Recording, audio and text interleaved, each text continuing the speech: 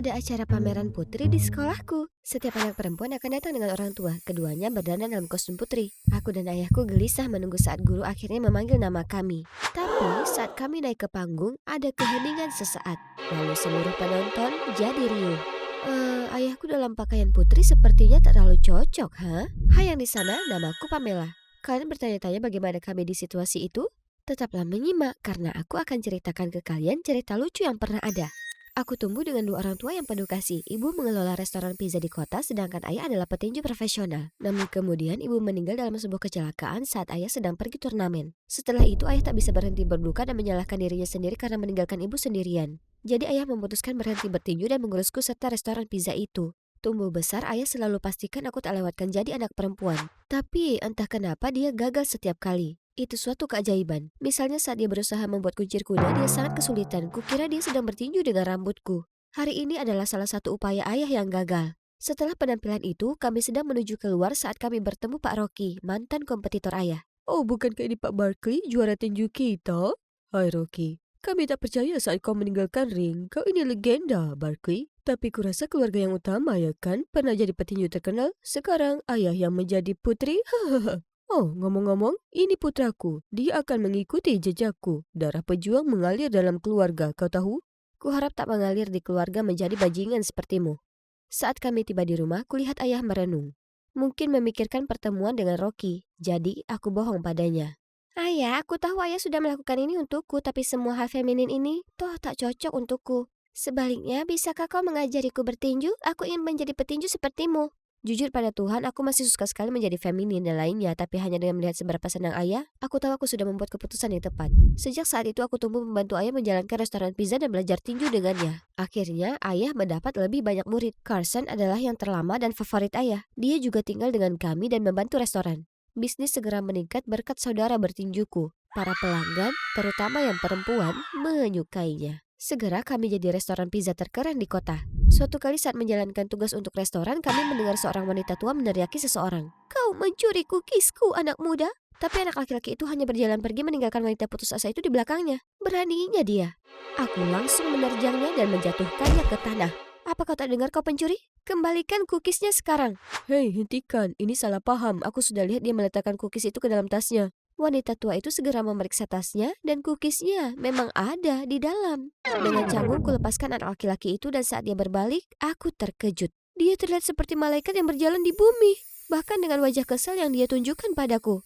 Apa ini adalah cinta pada pandangan pertama? Di perjalanan pulang, aku tak bisa berhenti menghayalkan dirinya. Saat tiba-tiba ku dengar ada truk pindah parkir di bangunan sebelah. Dan tepat di sana ada dia. Dia sangat berkeringat, kemudian tiba-tiba melepas kemejanya memperlihatkan badannya yang six-pack. Wah, ini hari keberuntunganku. Kemudian aku bertanya sekeliling dan tahu namanya adalah Denzel dan dia baru saja pindah ke sini dengan ibunya, Michelle. Sejak saat itu, aku tak bisa fokus dengan yang lain. Karena Denzel si cowok tampan dan perutnya yang memukau terus berlarian dalam kepalaku. Hei, ada apa? Oh, kau kenapa? Ups, maaf. Hanya saja, kurasa aku naksir berat pada tetangga baru kita, Denzel. Apa? Sungguhan? Ya, tapi aku tak tahu harus berbuat apa. Ada masukan? Aku punya banyak, tapi... Oh, ayolah, aku akan lakukan apa saja, kumohon. Oke. Sekarang dengarkan baik-baik. Menurut Carson, cara terbaik untuk menunjukkan pesonaku adalah dengan memamerkan ototku. Jadi ku pasang samsak tinju baru ini tepat di depan rumah, menunggunya untuk muncul dan mengerahkan segenap tenagaku untuk meninju benda itu. Huh, huh, huh, ha, ha. Tapi Denzel sangat tak terkesan. Dengan dingin dia hanya melempar sampah, kemudian membanting pintu. Kemudian kutunggu hingga Denzel muncul di jendelanya, kemudian mulai mengangkat bangkuku ke atas dengan satu tangan untuk membuatnya terkesan. Yoga sore. Dia melihatku seolah aku ini badut sirkus dan menutup gorden. Ais. Dengan kecewa keesokan harinya aku pergi bicara dengan Carson. Tak ada satupun yang aku coba berhasil, dia tak peduli. Kau yakin itu berhasil tiap kali aku berusaha mendapatkan cewek? Tapi aku ini cewek. Kau ini main-main denganku ya? Kena kau. Tapi apa sih yang menarik sekali dari dia? Kau bisa bersamaku saja. Aku bisa memperlakukanmu dengan baik, Pam. Kau cuma seperti saudara bagiku, Carson. Terima kasih atas bantuanmu. Salah sekali mengandalkannya. Tapi bukan itu saja. Aku sudah lihat Carson dan gengnya menyudutkan Denzel. Aku langsung berlari untuk melindunginya. Tenang, kita tak lakukan apapun. Hanya saja Denzel ingin tas ini untuk ibunya, tapi aku ingin ini untukmu. Bagaimana kalau bertarung untuk menyelesaikan ini? Siapapun yang menang mendapatkannya. Adil, ya kan? Aku sudah mendapatkannya, jadi aku tak punya alasan berkelahi. Tapi jika kau memaksa, kau bisa ambil itu. Berhenti berpura-pura jadi sok baik. Bilang saja kau takut, pengecut. Aku tak suka berkelahi. Lalu dengan tenang dia berjalan pergi. Aku menyusulnya di tikungan. Hei, jangan khawatir, aku melindungimu. Carson tak akan bisa menyentuhmu. Tak perlu. Kau pikir aku tak bisa melindungimu? Aku juga petinju sepertimu, kau tahu? Ha. Kau tahu apa yang paling kubenci di dunia ini? Petinju. Dan by the way, bisa kau pindahkan samsakmu ke tempat lain? Itu membuatku frustasi tiap kali melihatnya. Jadi semua upayaku untuk memikatnya sia-sia? Lagi pula, apa yang dia benci dari tinju? Beberapa hari kemudian aku sampai di rumah dari sekolah dan melihat yang sepertinya adalah pertengkaran sengit antara ayah dan ibu Denzel, Michelle. Aku datang untuk bertanya apa yang terjadi dan ternyata Michelle baru saja membuka restoran pizza baru dekat dengan milik keluargaku. Sekarang secara resmi dia menyaingi kami. Aku kehilangan pekerjaan di kota dan membuat pizza adalah satu-satunya pekerjaan yang pernah kulakukan. Tapi kenapa di kota ini? Kenapa sangat dekat dengan restoran kami? Kami sebenarnya mewarisi tanah dari nenek Denzel. Dan aku tak sanggup pindah ke tempat lain lagi. Tapi percayalah padaku, aku tak bermaksud untuk bersaing dengan ayahmu. Begitu. Kenapa kau tak mampir makan cookies? Denzel bilang kau ada di kelas yang sama dengannya, ya kan? Denzel menyebutku? Rasanya jelas canggung bersama Michelle. Tapi kalau aku bisa dekat lagi dengan Denzel, kenapa tidak? Setelah berada di dalam, aku langsung terkesan dengan rumah yang diurus oleh tangan seorang wanita. Tempatnya kecil tapi terasa sangat nyaman. Semua sangat teratur. Dan lihat semua hak tinggi ini. Wah, Pamela, kuperhatikan rambutnya cantik sekali. Boleh kutata? Sungguh? Silakan saja. Ayah biasanya menyuruhku memakai kerpu sepanjang waktu karena ia selalu mengacaukan rambutku. Rasanya menyenangkan menjadi anak perempuan lagi. Aku pulang ke rumah menganggap Michelle cukup baik dan mengingatkanku akan ibu. Jadi ku jelaskan ke ayah mencoba membuatnya tenang. Tapi sekali Carson berbisik sesuatu padanya, dia langsung memutuskan untuk menyatakan perang dengan Michelle. Ironisnya, restoran pizza Michelle segera menarik semua pengunjung karena Denzel dengan pakaian pelayan sungguh keren. Carson dan ayah sangat marah dan mereka memutuskan untuk mengerjai mereka, mulai dengan tanda restoran. Kemudian mereka menyebarkan rumor secara online bahwa Michelle tidak mencuci tangan setelah pergi ke kamar mandi dan langsung mengulin adonan. Carson pun berencana dengan ayah menyelinapkan tikus ke restoran Michelle untuk menakuti para pelanggan pergi. Tapi ku beritahu dia tepat waktu, jadi dia berhasil menghindari masalah. Sementara semakin lama aku bergaul dengan Michelle, kami semakin dekat. Kami belanja bersama, menyajikan kembali semua makanan favoritku yang biasa dibuat ibu. Dan dia bahkan mengajariku makeup. Pamela sangat cantik, ya kan Denzel? Apa aku berhalusinasi atau aku melihatnya baru saja tersipu? Suatu hari aku datang ke restoran Michelle setelah kelas, tapi tempatnya tak sesibuk biasanya. Dan Michelle terlihat sangat tertekan. Seseorang berpura-pura jadi aku dan posting review jahat online di restoran ayahmu. Dan orang-orang kota mengira itu aku. Mereka memutuskan memboikotku dan melaporkanku karena melakukan praktek bisnis tak sehat. Tapi aku bersumpah aku tak ada hubungannya. Merasa tak enak, aku berlari ke rumah menemui ayah. Tapi saat aku tiba, kulihat sekelebat sosok berpakaian hitam lari kabur dari Carson dan ayah. Kau pencuri, berhenti di sana. Tiba-tiba Denzel muncul di tempat pencuri itu menuju. Dia langsung menyandera Denzel.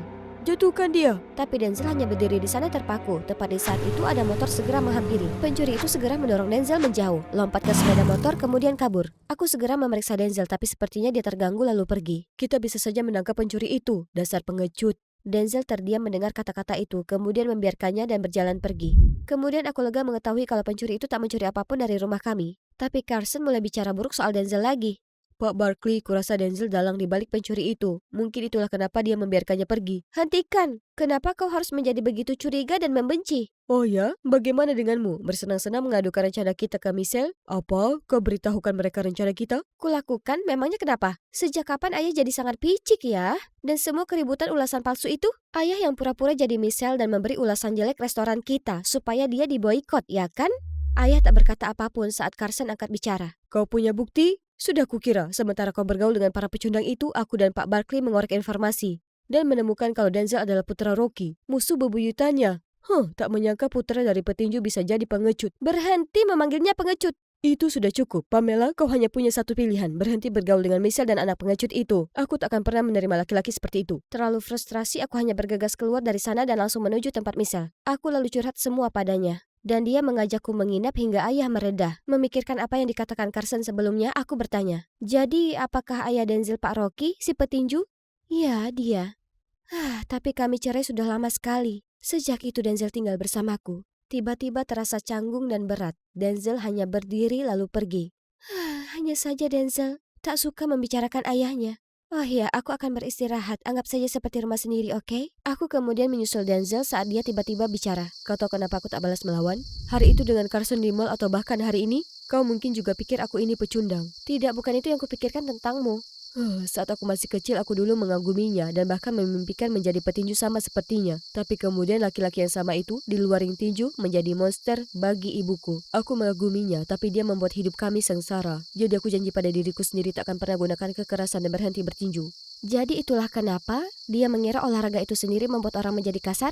Herannya, setelah obrolan di atap itu, Denzel sepertinya tak begitu berjarak dan bahkan menungguku setelah kelas. Rasanya masih agak canggung, tapi hanya berada sedekat ini dengannya sudah cukup untuk membuat hatiku mengikuti Formula One. Tapi Carson tak akan berhenti menjadi orang ketiga yang mengganggu. Legend, oh legend, the real legend, always in the way. Dia mengikuti kami kemanapun dan orang-orang mulai menjuluki kami The Three Musketeers.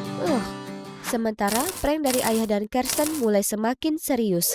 Truk-truk suplai Michelle terus dirusak dan kehilangan semua bahan makanannya di perjalanan. Michelle putus asa sementara Denzel menjadi sangat marah dan menyarankan agar dia mengambil bahan-bahannya sendiri. Aku sudah muak.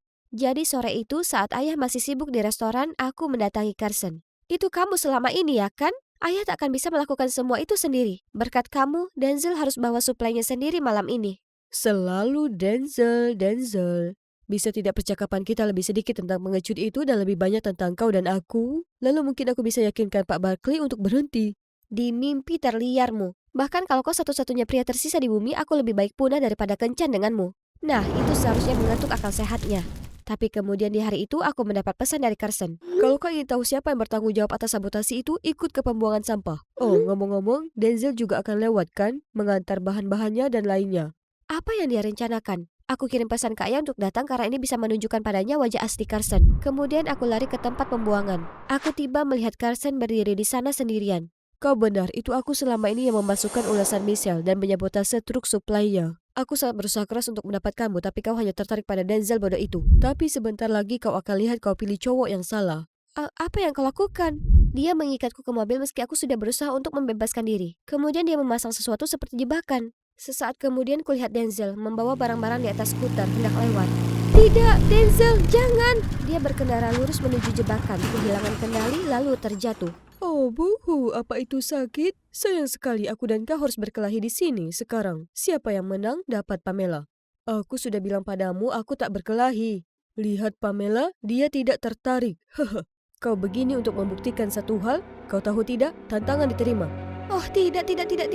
Dia langsung terjatuh dan sepertinya kakinya terluka. Carson langsung mengalahkan Denzel dengan mudah. Aku menjerit saat seseorang muncul di sebelahku. Ayah.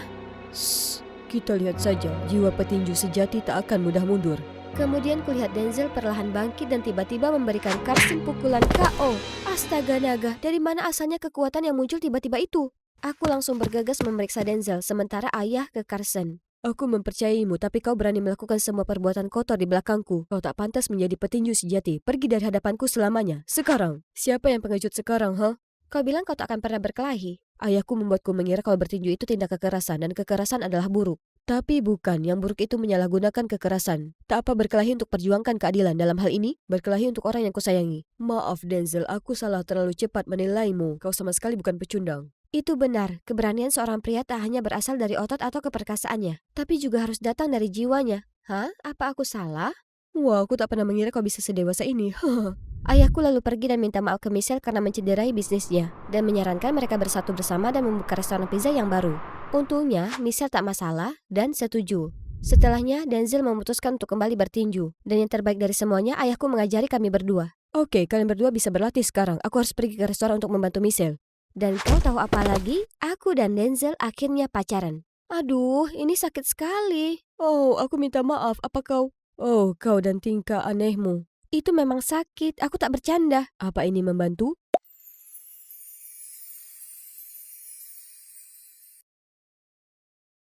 Baru jam 6 pagi, tapi ayah sudah bangun. Cepatlah Dona, badai besar datang. Masyarakat miskin menunggu rencana Pemkot untuk dapatkan makanan dan penampungan. Oh, kalau begitu apa rencana wali kota untuk makananku? Tapi ayah tak mendengar dan berkendara pergi begitu saja tanpa menungguku sarapan. Ya, toh aku sudah terbiasa dengan ini. Sedikit cerita latar belakang, kami berasal dari garis keturunan politisi. Kakekku, paman-pamanku semua bekerja di pemerintahan. Ayahku sebenarnya memutuskan tradisi dan menjadi pebisnis sukses. Tapi kurasa buah apel tak bisa jatuh jauh dari pohonnya. Tahun lalu ayah tiba-tiba berbalik arah dan pindah kembali ke kampung halamannya untuk mengejar karir politik. Dan ia dipilih sebagai wali kota. Sejak saat itu ia tak punya waktu tersisa untukku.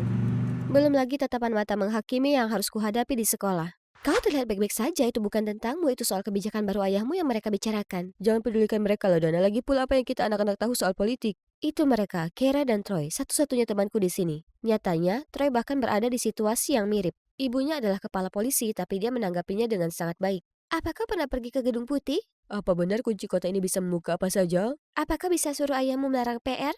Serius, bagaimana bisa Troy tetap tenang menghadapi pertanyaan-pertanyaan bodoh ini? Dan bahkan para guru tak bisa membiarkan aku sendiri. Mereka selalu menempatkanku sebagai penanggung jawab. Ayolah, hanya karena ayahku punya kepemimpinan besar tak berarti aku juga. Seakan aku belum kebanjiran banyak tugas. Sewaktu bentar akhir berdering, aku bergegas menuju toko kelontong. Karena sekarang ayah selalu sibuk, aku yang malang harus mengambil alih semua pekerjaan rumah itu. Dan hanya ada makanan beku terus setiap hari. Tapi hari ini aku pulang cepat untuk makan malam. Jadi aku akan sajikan jamuan. Namun, tidak ada satupun yang bisa dimakan. Apa masalahnya? Aku mengikuti resep dengan hati-hati. Apa aku pulang ke rumah di waktu yang salah? Tidak ayah, waktu yang pas. Pai apelku sudah siap. Maksudmu benda berasap di dalam oven itu? Oh tidak, satu-satunya secerca harapanku juga berubah menjadi abu. Aku langsung lari ke minimarket, mengambil semua makanan instan dan bergegas pulang. Tapi ayah sudah tertidur. Ia pasti sangat kelelahan. Ayahlah yang membesarkanku setelah ibu meninggal saat melahirkanku. Kini selain itu, ia harus mengurus seisi kota. Ia butuh pasangan untuk berbagi bebannya, dan aku juga butuh dirawat. Mari kita lihat, mengenal seseorang yang baru dengan jadwal sibuk ayah akan jadi hal yang mustahil. Jadi, mungkin dengan menghubungkan ayah dengan mantan-mantannya? Dari tanteku, aku tahu ayah punya 2 mantan. Nomor 1 yaitu Jet, teman sekelasnya yang masih lajang. Nomor 2 adalah Alpha, tak ada informasi lebih lanjut. Kalau begitu, mari kita mulai dengan Jet. Besoknya, aku langsung beritahu Troy dan Kera rencana besarku. Jet, tanteku itu? Tak mungkin. Ini takdir. Tiba-tiba, satu kelompok bergegas menuju kami, bergumam mengenai pamanku yang ditunjuk sementara menjadi sekretaris negara. Astaga, tenang guys, mereka terus menguntitku, membuatku sesak napas. Panik, aku lari, dan saat aku belok di tikungan, ada tangan menarikku. Tenang, kau aman dari kerumunan gila itu sekarang. Terima kasih, tapi kenapa kau membantuku? Aku pernah di posisimu, aku tahu apa yang sedang kau hadapi. Begitu saja, kudapati diriku nyaman curhat segala sesuatu kepadanya. Itu pasti berat untukmu keluarga dengan 2 orang. Itulah kenapa aku akan mencarikannya seorang istri. Oh, kalau begitu semoga berhasil manis. Aku harus pergi sekarang. Sungguh wanita yang menyenangkan. Andai semua orang bisa sepertinya. Dengan bantuan Kiara menyiapkan kencan untuk ayah dan Jet mudah sekali. Kami berdua menyeret mereka ke restoran yang sama, kemudian mengisyaratkan beberapa momen perjodohan yang klise. Aku dan Kiara segera pamit dan memantau semua dari kejauhan. Mereka tampak bersenang-senang, tapi saat kami condong mendekat, hah? Inflasi? Keamanan pangan? Epidemi obesitas? Selama ini mereka membicarakan masalah politik? Ayah, itulah tepatnya kenapa kau melajang. Di perjalanan pulang aku terus menyebutkan Jet. Tapi ayah acuh tak acuh dan mengubah topik pembicaraan ke rapatnya. Satu rapat lagi dalam 30 menit. Aku harus tinggal di rumah sendiri malam ini. Saat dia mengantarku pulang, dia menambahkan, carilah pacar sendiri terlebih dahulu sebelum mencoba menjodohkanku. Menyebalkan. Aku kemudian menelpon Kiara untuk memberitahunya kalau rencana perjodohan kita telah gagal, tapi butuh waktu baginya menerima. Kau terlalu mudah menyerah, apa karena kau tak suka tanteku? Bukan Kiara, itu karena aku kenal ayahku, dan jika dia berkata tidak, ya tidak. Oke, sekarang rencana B, Alpha. Aku menggali pencarian dan menemukan lingkungan tempat di mana dia tinggal. Aku akan pergi ke sana besok. Jadi disinilah aku sekarang, benar-benar tersesat. Kecuali, bukankah itu wanita yang membantuku di sekolah? Aku segera mendekat dan berterima kasih padanya untuk tempo hari, tapi dia sepertinya agak tidak senang. Setelah membujuk lama, dia akhirnya memberitahuku penyebab kesedihannya. Kisah cinta yang tragis. Keluarganya semua politisi, jadi mereka tak bisa terima orang biasa sepertiku. Aku turut sedih, tapi aku yakin kau bisa temukan yang lebih baik. Dia menggelengkan kepala, mengatakan kalau dia baru saja kembali ke kota dan masih lajang. Hal itu membuatnya mengenang masa lalu yang indah, tapi sayangnya dia bertemu dengan orang lain. Tunggu dulu, apa itu foto kalian berdua? Boleh kulihat? Ditunjukkannya padaku, persis seperti dugaanku. Itu ayahku. Jadi, kau Alpha? Ya, tapi bagaimana kau tahu? Karena kau mantan ayahku, persis yang sedang kucari. Aku memekik gembira, tapi anehnya dia menangis lebih keras. Kemudian memelukku. Jika itu ayahmu, maka Ladona, aku tak hanya mantan pacarnya, aku ini ibumu. Tunggu, apalagi sekarang? Jadi, mereka saling mencintai meskipun keluarga ayah tak setuju. Tapi saat aku dilahirkan, mereka bahkan lebih marah lagi dan mendepaknya. Tapi selama ini, kukira ibuku yang malang tak lagi ada di dunia ini. Reuni kami terputus oleh telepon dari ayah. Aku ingin tanya padanya semua segera, tapi ibu beri sinyal untuk tak melakukannya. Sayang, jangan bilang Robert dulu. Tentu saja aku menantikan reuni keluarga kita. Tapi aku belum siap bertemu dengannya dan mungkin begitu juga dia. Akan canggung untuknya dan wanita yang dia temui. Jangan khawatir, Bu. Tak ada apa-apa di antara mereka. Satu-satunya wanita untuknya adalah ibu. Ada ibu di sampingku membuat hidupku lebih baik. Dia wanita pebisnis sukses tapi masih mengesampingkan pekerjaan untuk menghabiskan waktu bersamaku. Kami pergi piknik, belanja, dan nonton film bersama. Dan masakannya adalah yang terbaik. Kulahap iga bakar itu dalam sekejap. Itu ribuan kali lebih enak daripada makanan beku. Saat berada di dekatnya, aku bisa jadi diri sendiri tanpa khawatir pandangan publik. Kuharap aku bisa bolos setiap hari untuk tetap berada di rumah dengan ibu seperti ini. Tapi tak semudah itu. Di sekolah, dengan bersemangat kuceritakan ke Keira dan Troy tentang tamasyaku yang menyenangkan dengan ibu. Tapi mereka terlihat agak tak tertarik. Biarlah, ibu akan menjemputku nanti dan kami akan bersenang-senang. Tiba-tiba pembicaraannya ramai dari meja lain membuyarkan lamunanku. Kucingku makan lebih cepat darinya. Memang putri kita yang anggun. Guys, jangan terkecoh. Dia sebenarnya anak nakal yang selalu bolos kelas. Punya ayah wali kota sangatlah beruntung. Kalau kita yang lakukan itu, kita akan langsung didepak. Para cewek jahat itu selalu punya hal buruk untuk dikatakan. Aku datangi mereka untuk menyelesaikan masalah ini sekali untuk selamanya, tapi kata-kata ayahku bergema di benakku. Ladona, semua orang menilaiku berdasarkan perilakumu. Baiklah. Mereka benar, Ladona, kau sering sekali absen akhir-akhir ini. Aku hanya ingin berada bersama ibuku. Ibu yang baik tak akan pernah menyuruh putrinya untuk bolos kelas. Pikirkan itu. Pasti ada alasan kenapa seluruh keluargamu menentangnya. Apa yang kalian tahu? Merekalah yang jahat tanpa alasan memandang rendah padanya. Kalau begitu kenapa ayahmu tetap berhubungan dengan tanteku, tapi memutuskan hubungan dengannya? Jadi Kiara masih kesal bahwa ayahku dan tantenya tak jadi berhubungan? Betapa piciknya. Aku berjalan pergi, tapi Troy berlari mengejarku. Kiara hanya khawatir tentangmu. Lagi pula kau tinggal di kota yang sama dengan ibumu sekarang. Kau akan punya banyak waktu dengannya, jadi jangan membolos lagi, oke? Ini aku sudah tandai bagian-bagian yang penting yang kami pelajari selama kau absen. Troy selalu bersikap lembut padaku. Dia benar, aku punya banyak waktu untuk ibu, tapi kami tak bisa terus sembunyi-sembunyi seperti ini. Orang tuaku sebaiknya segera berkumpul kembali. Aku ingat cerita bagaimana ayah dan ibu pertama bertemu dan aku mendapat ide. Ada hal penting apa sampai kau harus datang ke sini di cuaca begini? Aku janji untuk membantu teman. Tolong berhenti di sini dan tunggulah aku. Teman yang kubantu tak lain adalah ibu. Kemudian aku menunggu sebentar sebelum menyuruh ayah membawakanku payung karena hujan deras. Sekarang giliranmu, dapatkan dia, Bu. Dan seperti itulah, adegan romantis di beberapa tahun yang lalu diperagakan kembali tepat di depan mataku. Ibuku basah kuyup, berlari menerobos hujan dan menabrak ayahku. Ayahku menunduk untuk membantunya berdiri, menatap matanya, dan menjatuhkannya ke tanah.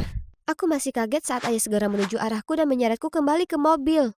Bagaimana kau kenal wanita itu? Aku bertanya ke sekitar.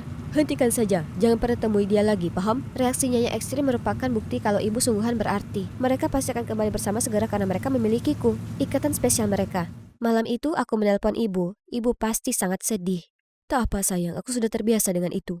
Keluarga ayahmu. Biarlah, ulang tahunmu segera tiba. Ladona, kau ingin hadiah apa?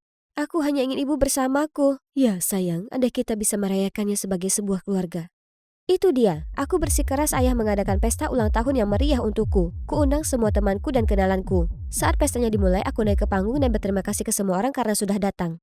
Yang terakhir, terima kasih untuk orang-orang yang membawaku lahir ke dunia ini. Ayah, ibu, silakan bergabung denganku. Aku percaya kalian semua sudah kenal ayahku, tapi ibuku, Alpha Garrix. Kerumunan mulai bicara dan menunjuk. Sekarang ayah harus mengakuinya. Tolong, ini salah paham. Nona Garrick di sini hanya teman lama, dan sepertinya dia jadi akrab sekali dengan putriku, yang mana sungguh mengagumkan. Mari bersulang untuk ulang tahun putri kecil kita. Sulit dipercaya, dia berkomitmen penuh untuk mengabaikannya. Saat para tamu undangan sibuk mengobrol, ayah menarikku ke sebuah ruangan. Ayah tak berhak untuk marah di sini. Teman lama, ayah benar-benar pembohong. Alpha adalah ibuku. Bukan, dia wanita materialistis. Dengar, tak ada waktu sekarang. Kapan ayah pernah punya waktu untukku? Ayah hanya menghela nafas, minta maaf kemudian duduk untuk memberitahuku bahwa dulu saat awal dia memulai bisnisnya gagal, tapi dia tak mau minta bantuan ke keluarganya. Ibu mencacinya, mengatakan dia pecundang bodoh yang tak mau manfaatkan kekuatan keluarganya. Tak bisa mengubah pendiriannya, ibu pergi setelah aku lahir. Tidak, bukan hanya itu saja. Aku minta maaf Robert, aku seharusnya tak muncul ke sini. Ini kesalahanku. Ibu tiba-tiba pingsan. Panik, aku dan ayah membawanya ke tempat tidur. Malam itu, terus ku periksa ibu, lalu tertidur di sampingnya. Aku terbangun karena notifikasi ponselku, jadi dengan cepat aku keluar untuk memeriksa tanpa membangunkan ibu. Oh astaga, ratusan artikel mengenai ayahku muncul. Foto lamanya dengan Jet dan dengan ibuku ada di semua berita. Pers mengatakan kalau ayah serigala berbulu domba. Ayah dibombardir panggilan telepon dari lusinan saluran berita. Itu dia, hanya Alfa yang punya foto-foto ini. Ayah, dengar, bagaimana mungkin orang serapu itu bisa lakukan sesuatu? Tiba-tiba, kulihat ada sosok yang berada di pintu kamar ibuku. Aku dan ayah berjinjit untuk menangkapnya. Aha, kena kau. Hah? Kiera? Kiera menyatakan kalau ibuku sangat mencurigakan, jadi dia harus mengawasinya. Aku bersumpah dia berpura-pura, ku dengar dari telepon barusan. Cukup, Kiera, kau sudah kelewat batas kali ini. Aku tak mau teman yang picik, pergilah. Kiera tak mengatakan apa-apa lagi dan hanya pergi. Begitu juga ayah. Demo di jalan nomor 4 masih berlangsung? Baiklah, aku datang. Selalu kerja. Apa semua orang asing itu lebih penting baginya daripada istri dan anaknya? Hari berikutnya, Troy meminta untuk bertemu di taman untuk kabar terbaru. Jadi kucurahkan segalanya padanya. Aku tak percaya ayah menolak ibu hanya untuk menyelamatkan reputasinya begitu. Ayah tak menghasilkan uang sebanyak saat ia menjalani bisnisnya. Mengapa ia begitu yakin dengan pekerjaan ini? Aku dulu juga berpikir seperti itu tentang ibuku, tapi kemudian aku sadar kalau dia tak lakukan pekerjaannya untuk uang atau ketenaran, tapi hanya karena berkontribusi untuk masyarakat. Aku sekarang sepenuhnya mendukungnya, karena itu merupakan tujuan hidupnya, mungkin sama dengan ayahmu. Apa yang Troy katakan membekas di benakku, memang masuk akal. Jika ayah menginginkan kejayaan, ada banyak cara lain yang tidak mengharuskannya kerja keras setiap hari seperti ini. Troy selalu pengertian terhadap ibunya, sedangkan aku tak pernah kudukung ayah saat ia harus membagi waktu antara pekerjaannya dan aku. Saat aku sampai di rumah, ibu tak ada, hanya sepucuk surat di meja. Ibu mengatakan ia sakit keras dan tak punya banyak waktu. Itu kenapa ia ambil resiko untuk bersamaku. Tapi sekarang kondisi kesehatannya makin parah, ia tak ingin aku melihat kondisinya yang memprihatinkan, jadi ibu pergi. Aku langsung menelponnya. Bahaya sekali berada di lokasi konstruksi yang terbengkalai ini. Tolong jangan datang. Aku hanya perlu kau tahu aku menyayangimu, Ladonna. Aku langsung tahu di mana ia berada saat ia mengatakannya. Aku segera datang, tapi di pintu ada kru bertampang seram mendekatiku. Jangan khawatir manis, mereka teman kita. Dengarkan saja mereka. Mereka tak buang-buang waktu mengikatku lalu menelpon ayah. Segera saat ayah tiba, ibu menyudahi aktingnya. Ternyata dia berencana mendekatiku setelah tahu ayah terpilih menjadi wali kota. Keinginannya untuk kembali bersama kami hanyalah untuk memperalat ayah. Tapi tak berhasil pada ayah, jadi ia nekat bertindak sejauh ini. Tanda tangan di sini dan putri kita akan selamat. Banyak orang akan bangkrut jika itu ku tanda tangani. Jangan pernah mengira kau bisa membodohiku. Kau tak peduli dengan putrimu? Atau kau masih mengadakan para polisi tak berguna itu? Nyonya, Anda meremehkan para penegak hukum kami. Itu Troy dan Kiera, diikuti oleh para polisi yang menyamar datang dari segala penjuru. Ternyata Kiera sebenarnya mendengar panggilan telepon yang dilakukan Alfa ke kaki tangannya. Dia lalu memberitahu Troy dan meminta ibunya untuk menyelidiki Alfa. Kebetulan, polisi juga sudah mengincar Alfa karena dia terlibat dalam penipuan yang membuat para penyewa terlilit hutang besar. Dia berkolusi dengan mantan wali kota dan sekarang ingin melanjutkan penipuan itu dengan ayahku. Sebelum dia dibawa pergi, Alfa masih menangis dan memohon bantuanku. Aku tak lebih dari boneka bagimu dan sekarang kau membahas soal cinta ibu? Penipu sepertimu layak untuk dibawa ke meja hukum. Setelah penangkapan Alfa, aku menangis. Dia ibuku. Itu satu-satunya kebenaran dari semua kebohongan itu. Ayah memelukku dan mengucapkan maaf atas segalanya. Ini semua salahku. Dengan bodohnya aku jatuh ke perangkapnya karena aku ingin seseorang merawat kita. Ayah minta maaf Ladonna, kau telah melalui banyak hal karena aku dan pekerjaanku. Tak apa ya, sekarang aku tahu betapa bermaknanya pekerjaanmu. Aku bangga menjadi putrimu. Dan kalian berdua, terima kasih. Kuputuskan untuk ikut kelas masak untuk mendukung ayahku dengan lebih baik. Dan jamuan makan ini adalah hasil kerja kerasku. Tapi bahkan sebelum ayah sempat duduk, panggilan darurat datang. Dia merasa bersalah, tapi dengan lega kukatakan, baik ayah akan kusimpankan untukmu. Aku agak kecewa, tapi toh ini pekerjaannya, dan jika itu tak bisa diubah, kenapa tak belajar menikmatinya? Beberapa saat kemudian, para kudanil lapar ini sudah datang. Tapi hei, baru saja muncul di pikiranku, bagaimana kalau ibu Troy? Ibunya juga lajang dan akan terlihat serasi dengan ayahmu ya kan? Tidak aku sudah sadar ayah sudah punya kecintaan dalam hidupnya, melayani masyarakat. Ayah sangat senang dengan pilihannya, jadi akan kubiarkan dia untuk saat ini. Itu benar, lagi pula kita tak bisa jadi keluarga. Paling tidak, belum. Aku merencanakan perampokan bank dengan orang-orang yang aku sewa secara online. Mereka mengaku mantan penjahat sehingga akan menjadi tangkapan besar. Kami identifikasi subjeknya, membaca naskahnya sekali lagi dan kemudian menuju bank. Namun sesampainya kami di sana, aku tidak bisa berbicara. Hai, namaku Jolie. Ingin tahu kok bisa aku merampok bank? Ayo, ku bawa kau ke perjalanan liar. Aku berasal dari keluarga bahagia dengan ibu dan ayah yang selalu menghujaniku dengan cinta tanpa syarat. Faktanya, mereka sangat sempurna. Aku rasa mereka tidak pernah berdebat tentang apapun. Semasa kecil aku diajarkan untuk menjadi orang baik dan mengutamakan sekolah untuk karir masa depan. Aku melakukan hal itu dan mereka sangat bangga. Namun, suatu hari aku pulang dan mendapat kabar mengejutkan. Ayah dan ibu akan bercerai. Tapi, kenapa? Sayang, ini yang terbaik untuk kita berdua. Ternyata kita tidak begitu cocok. Tidak cocok? Apa kamu baru mengetahuinya dalam semalam? Sayang, aku tahu ini sulit, tapi kita akan baik-baik saja. Aku janji. Tidak, kita tidak. Kita adalah keluarga yang hancur dan kalian bersikap seolah-olah itu bukan apa-apa. Apakah kalian peduli sedikit saja? Beberapa hari kemudian aku masih tidak bisa melupakannya. Sampai aku melewati restoran ini dan melihat sosok yang aku kenal. Apa itu? Ayah? Bergandengan tangan dengan wanita asing? Sungguh aneh. Ayah selingkuh dari ibu? Aku segera berlari pulang untuk memberitahu ibu. Tapi sesampainya di sana aku tidak tega mengungkapkannya padanya. Bu, kamu baik-baik saja? Hanya saja perceraian itu berat bagiku. Aku menghormati keputusan ayahmu, tapi ini sangat sulit bagiku. Kamu satu-satunya keluarga yang aku punya sekarang, Jolie. Tidak, dia salah. Aku tidak akan membiarkan dia menjadi mantan istri ayah yang bersedih. Aku akan mengembalikannya padanya. Begitu dia melihat bagaimana putri kesayangannya terkena dampak perceraian ini. Jadi, keesokan harinya, aku pergi ke taman dan memetik bunga di depan umum. Ya, tidak juga. Tapi itu buruk kan? Lalu aku menyeberang jalan ketika ada tanda berhenti. Tapi polisi itu bahkan tidak peduli. Halo, aku melanggar hukum di sini. Baiklah kalau begitu, restoran Tuan Whitman kita pergi. Aku tidak memesan apapun tetapi hanya menggambar seluruh dindingnya dengan kapur. Nah, kalian tidak ingin hal itu bertahan selamanya bukan? Tapi Tuan Whitman muncul dan mengucapkan terima kasih kepadaku. Karena aku memberinya ide terbaik untuk menghibur anak-anak saat makan di restorannya. Karena frustrasi aku membaca seluruh buku di toko buku tanpa membayar. Buang sampah sembarangan bahkan menendang tong sampah. Tapi sepertinya tak seorang pun mengakui perbuatan burukku. Jadi aku menonton beberapa film kriminal secara berlebihan untuk mengaktifkan kejahatanku. Aha, perampokan. Itu sebabnya aku mempekerjakan idiot ini. Gold Beach Bank and Trust. Bukan Gold Beach toko topi, bodoh. Maaf, salahku. Kami tetap melanjutkan perampokan dan berhasil mencuri banyak topi dan aku memastikan untuk secara tidak sengaja menjatuhkan dompetku dengan ID-ku di dalamnya. Keesokan harinya aku pulang sekolah dan melihat pemilik toko mengamuk pada ayah, menuduhnya melakukan pola asuh yang buruk. Tapi anehnya ayah tetap tenang dan hanya membayar semua topi yang kucuri. Apa? Bersiaplah, kamu dan aku akan makan malam di luar malam ini. Ada seseorang yang aku ingin kamu temui. Biar ku tebak, itu adalah cewek sampingan yang kulihat kemarin. Jolie, ini... Aurora, aku teman ayahmu. Aurora, kita harus memberitahunya. Oh, jangan. Aku sudah tahu. Kalian berdua berselingkuh, kan? Jolie, jaga kata-katamu. Kenapa? Karena itu kebenarannya? Ayah hendak mengatakan sesuatu, tapi Aurora menghentikannya. Aku tidak percaya kamu melakukan ini pada ibu.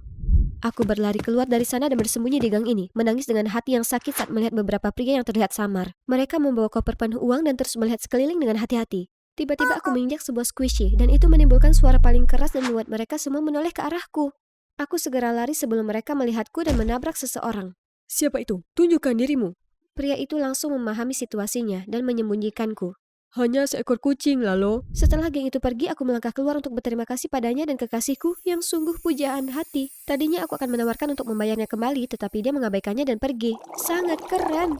Kemudian aku sampai di rumah dan melihat ibu berkemas. Katanya dia akan segera pindah. Dan ayah bahkan tidak menghentikannya. Tiba-tiba aku menyadari sesuatu. Gambar ibu dan Aurora. Bu, kamu kenal wanita ini? Aurora? Ya, kami sudah berteman sejak SMP. Teman? Dia bukan temanmu. Dia dan ayah berselingkuh di belakangmu. Ini sudah berakhir, kan? Tidak, Bu. Kamu harus membela diri sendiri. Jika kamu tidak melakukan apapun, aku yang akan. Hanya ada satu cara sekarang. Libatkan sekolah. Jika mereka lihat siswa yang dapat nilai S sepertiku tiba-tiba berubah jadi pemberontak, mereka akan bicara dengan ayah, kan? Tapi tentu saja aku perlu memastikan perbuatan burukku kali ini sah. Tiba-tiba aku melihat semua orang berdengung. OMG, apa kamu dengar? Kami mendapat murid pindahan baru dan dia mempunyai sifat anak nakal. Beritahu aku tentang itu. Dia menjadi topik terpanas sejak dia tiba di sini. Ya Tuhan, dia datang ke sini. Aku berbalik dan rahangku terjatuh. Itu adalah pria yang kutemui kemarin. Tiba-tiba langsung menuju ke arahku. Ini dia. Kamu mencariku? Tidak, tapi aku hanya bosan dengan orang-orang di sekitarku. Ayo pergi dari sini. Jadi siswa pindahan ya? Apa yang terjadi dengan rambutmu? Kupikir aku mengubahnya sedikit loh. Lebih cocok untuk sekolah. Tunggu, bukankah kamu seperti anak nakal? Kenapa kamu mengikuti aturan? Aku mendapat sedikit reputasi, tapi aku siap mengubah caraku. Tidak, orang baik finish terakhir. Apa kamu tidak dengar? Itu sebabnya aku mencoba berubah juga untuk sedikit membumbuinya. Jadi, tolong ajari aku untuk menjadi anak nakal. Jika kamu sangat menginginkannya, tentu saja. Yeay, terima kasih pria cantik. Oh, badanmu bagus juga. Tyler dan aku memulai rencana pemberontakanku yang baru. Oke, tunjukkan yang kamu punya. Aku langsung mendatangi sekelompok kutu buku, membanting tanganku ke atas meja, mengambil burger seorang cowok dan mulai melahapnya. Ini kentang gorengnya. Apakah orang tuamu membuatmu kelaparan? Tidak. Aku segera berdiri dan pergi, dan melihat Tyler yang sedang menertawakanku dengan histeris. Itukah gagasanmu untuk bersikap jahat? Aku tahu aku tidak berbakat, itu sebabnya aku mau kamu mengajariku. Tyler kemudian mengajariku beberapa lelucon, dan itu sadis. Kami menutup pintu dengan 20 kunci yang berbeda dan menikmati melihat guru berjuang untuk membuka semuanya. Menyalakan layar untuk menampilkan banyak kunci selama kelas. Kemudian memutar suara bel berbunyi setiap 15 menit membingungkan semua orang. Yang paling menarik adalah mendapatkan banyak popok dewasa dikirimkan ke kepala sekolah tercinta. COD. Ketika kepala sekolah bertanya siapa, aku dengan bangga menerima tindakan tersebut. Apa kamu mau menjelaskan dirimu sendiri? Kepala sekolah, aku mungkin terlihat nakal saat ini, tetapi itu karena orang tuaku akan bercerai. Aku tidak bisa makan, tidak bisa tidur, pikiranku kacau, aku... Baiklah, aku mengerti. Yesus, aku bahkan berbicara dengan orang tuamu. Kamu bisa pergi sekarang. Ayah tersayang, mari kita lihat bagaimana kamu menangani ini. Saat aku keluar, Tyler sudah menungguku. Dia mengantarku pergi, lalu berhenti di danau yang indah ini. Kamu tidak memberontak karena kamu bosan, kan? Aku menghela nafas lalu mulai menuangkan keluar semua yang selama ini memendam dalam diriku. Sepertinya milik keluarga Norma adalah sebuah kemewahan bagi kita berdua. Apa maksudmu? Aku sebenarnya dibesarkan di panti asuhan, tapi aku tidak senang di sana, jadi aku kabur. Aku berakhir di jalanan dan menyebabkan masalah. Untung saja ayah angkatku memperhatikan dan mengadopsiku. Aku sangat berterima kasih sampai hari ini, jadi aku selalu berusaha membantunya dalam bisnis ini. Ayahmu punya bisnis? Apa yang dia lakukan? Tyler tidak menjawabku. Ketika kami kembali, Aurora sudah ada di sana menungguku. Apa yang kamu lakukan di sini? Ayahmu melakukan perjalanan bisnis dan memintaku datang untuk menjagamu selama beberapa hari. Tidak, terima kasih. Aku bisa menjaga diriku sendiri. Dan siapa pemuda ini? Apa kita pernah bertemu sebelumnya? Bisakah kamu berhenti mencampuri urusanku? Tidak percaya ayah masih melanjutkan perceraiannya setelah pertemuan dengan kepala sekolah. Dan aku terjebak dengan wanita menyebalkan ini. Hanya tidak membiarkanku meninggalkan rumah dan bahkan memerintahkanku untuk memberlakukan jam malam dari senja hingga fajar. Kamu tidak akan melihat orang itu. Dia bermasalah. Tolonglah, kamu bukan ibuku. Jadi aku terus bertemu dengan Tyler. Tapi anehnya, setiap kali aku mengajak jalan-jalan di rumahnya, dia selalu terlihat ragu-ragu. Jadi suatu kali aku pergi ke rumahnya untuk memberinya kejutan. Tapi saat melihatku, dia terlihat sangat khawatir. Kamu ngapain? Kamu tidak seharusnya datang ke sini. Kita kedatangan tamu hari ini. Aku berbalik dan terpaku melihat pria samar dari gang. Lalu, aku ayah Tyler. Kamu pasti... Jolie. Oh, benar, Jolie. Tyler bercerita banyak tentangmu padaku. Ayo masuk, jadilah tamuku. Tapi Tyler menarikku keluar dari sana. Kami berhenti di taman terdekat ketika dia akhirnya sedikit santai. Pria itu adalah ayah angkatmu? Ya, aku tidak bisa mengatakan yang sebenarnya padamu. Aku khawatir kamu tidak mau mengenalku lagi. Itu tidak benar. Kamu tidak mengerti. Dia menjalankan bisnis terlarang dan sekarang dia memintaku untuk mengambil alih. Aku tahu aku sangat berhutang budi padanya, tapi aku tidak ingin melakukan sesuatu yang ilegal. Kalau begitu jangan, hanya karena dia membesarkanmu bukan berarti kamu harus melakukan segalanya atas perintahnya. Terutama melanggar hukum, kan? Tyler mengangguk tapi masih tampak gelisah. Malam itu, Tyler mengantarku pulang ke rumah ketika tiba-tiba aku melihat wajah yang kukenal. Aku menyuruhnya menurunkanku di sana. Di dalam, Aurora sedang duduk bersampingan dengan seorang pria. Keduanya tampak berpakaian lengkap. Di seberang meja ada orang lain. Apa yang dia lakukan? Sudah aku bilang, sepasang cincin berlian terbaik ini sangat cocok untuk pernikahanmu. Benar, kita hanya menginginkan yang terbaik untuk pernikahan kita, kan sayang? Pernikahan? Keduanya, dia 2 kali mengatur waktu ayahku. Aku segera merekam percakapan mereka dan pulang. Ayah harus kembali malam ini dari perjalanan bisnisnya. Namun saat aku menceritakan semuanya pada ayah, bahkan dengan rekamannya, dia tetap tidak mempercayaiku. Apa yang kamu bicarakan? Aku belanja sepanjang hari dengan teman-temanku. Sudah aku bilang begitu. Ayah, kamu akan sangat menyesali ini. Dan kamu, jangan pernah berpikir kamu bisa lolos begitu saja. Aku tidak akan pernah menerimamu ke keluarga ini. Besok pengadilan akan memutuskan dengan siapa aku akan tinggal. Aku tahu apa yang harus dilakukan. Aku tidak bisa berada di rumah ini lebih lama lagi. Di pengadilan aku berdiri yang mengejutkan semua orang dan mengungkapkan bagaimana aku dianiaya di rumah bersama ayah dan Aurora lalu meminta untuk tinggal bersama ibu. Hakim kemudian menanyakan pendapat ibu. Aku tidak begitu yakin. Jolie, sebaiknya tinggal bersama ayahnya saja. Aku benar-benar kecewa. Ibu bahkan tidak mau berjuang untukku. Sesampainya di rumah, ayah langsung menggila padaku sementara Aurora kembali melakukan aksi manisnya. Saat itu aku mendapat pesan dari Tyler, meminta untuk bertemu, jadi aku bergegas keluar dari sana. Tidak, Jolie, tunggu. Ketika aku tiba, Tyler tampak terkejut. Jolie, apa yang kamu lakukan di sini? Miho, aku menggunakan ponselmu untuk memintanya datang ke sini. Lalu kemudian memerintahkan komplotannya untuk mengikatku. Aku sedang berjuang untuk melarikan diri ketika seseorang bergegas ke arah kami. Lalo! Tunggu, Aurora? Dia kenal gangster ini? Lepaskan dia sekarang, atau polisi akan tiba di sini sebentar lagi. Terima kasih untuk agen intel Nona di IE. Kami akan pergi, tentu saja dengan putrimu. Jika kamu ingin menyelamatkannya, isi tempatnya. Agen di IE? Seperti polisi yang menyamar? Baiklah, bawa aku saja. Geng Lalo mengikatnya dan mendorongnya ke dalam van. Hahaha, benar sekali. Boys, ambil juga bocah ini. Jangan biarkan satupun saksi di TKP. Kita sudah sepakat, Lalo. Serius? Tak ingat? Dia memerintahkan Tyler untuk pergi sementara sirine polisi semakin keras. Tiba-tiba Tyler balik arah. Apa yang sedang kamu lakukan? Bukan itu jalannya. Sementara perhatian mereka teralihkan, Aurora mengeluarkan alat serbaguna di sakunya dan mulai memotong tali di tanganku. Aku melakukan hal yang sama padanya. Tyler kemudian berhenti tiba-tiba, Lalo dan kawan-kawan kehilangan keseimbangan dan terjatuh ke lantai. Polisi segera mengepung van dan menangkap para penjahat tersebut. Jolie, kamu baik-baik saja? Kamu tidak terluka dimanapun, kan? Ya, terima kasih telah menyelamatkanku. Dan aku minta maaf karena bersikap kasar. Hanya saja, aku belum siap untuk move on dari perceraian.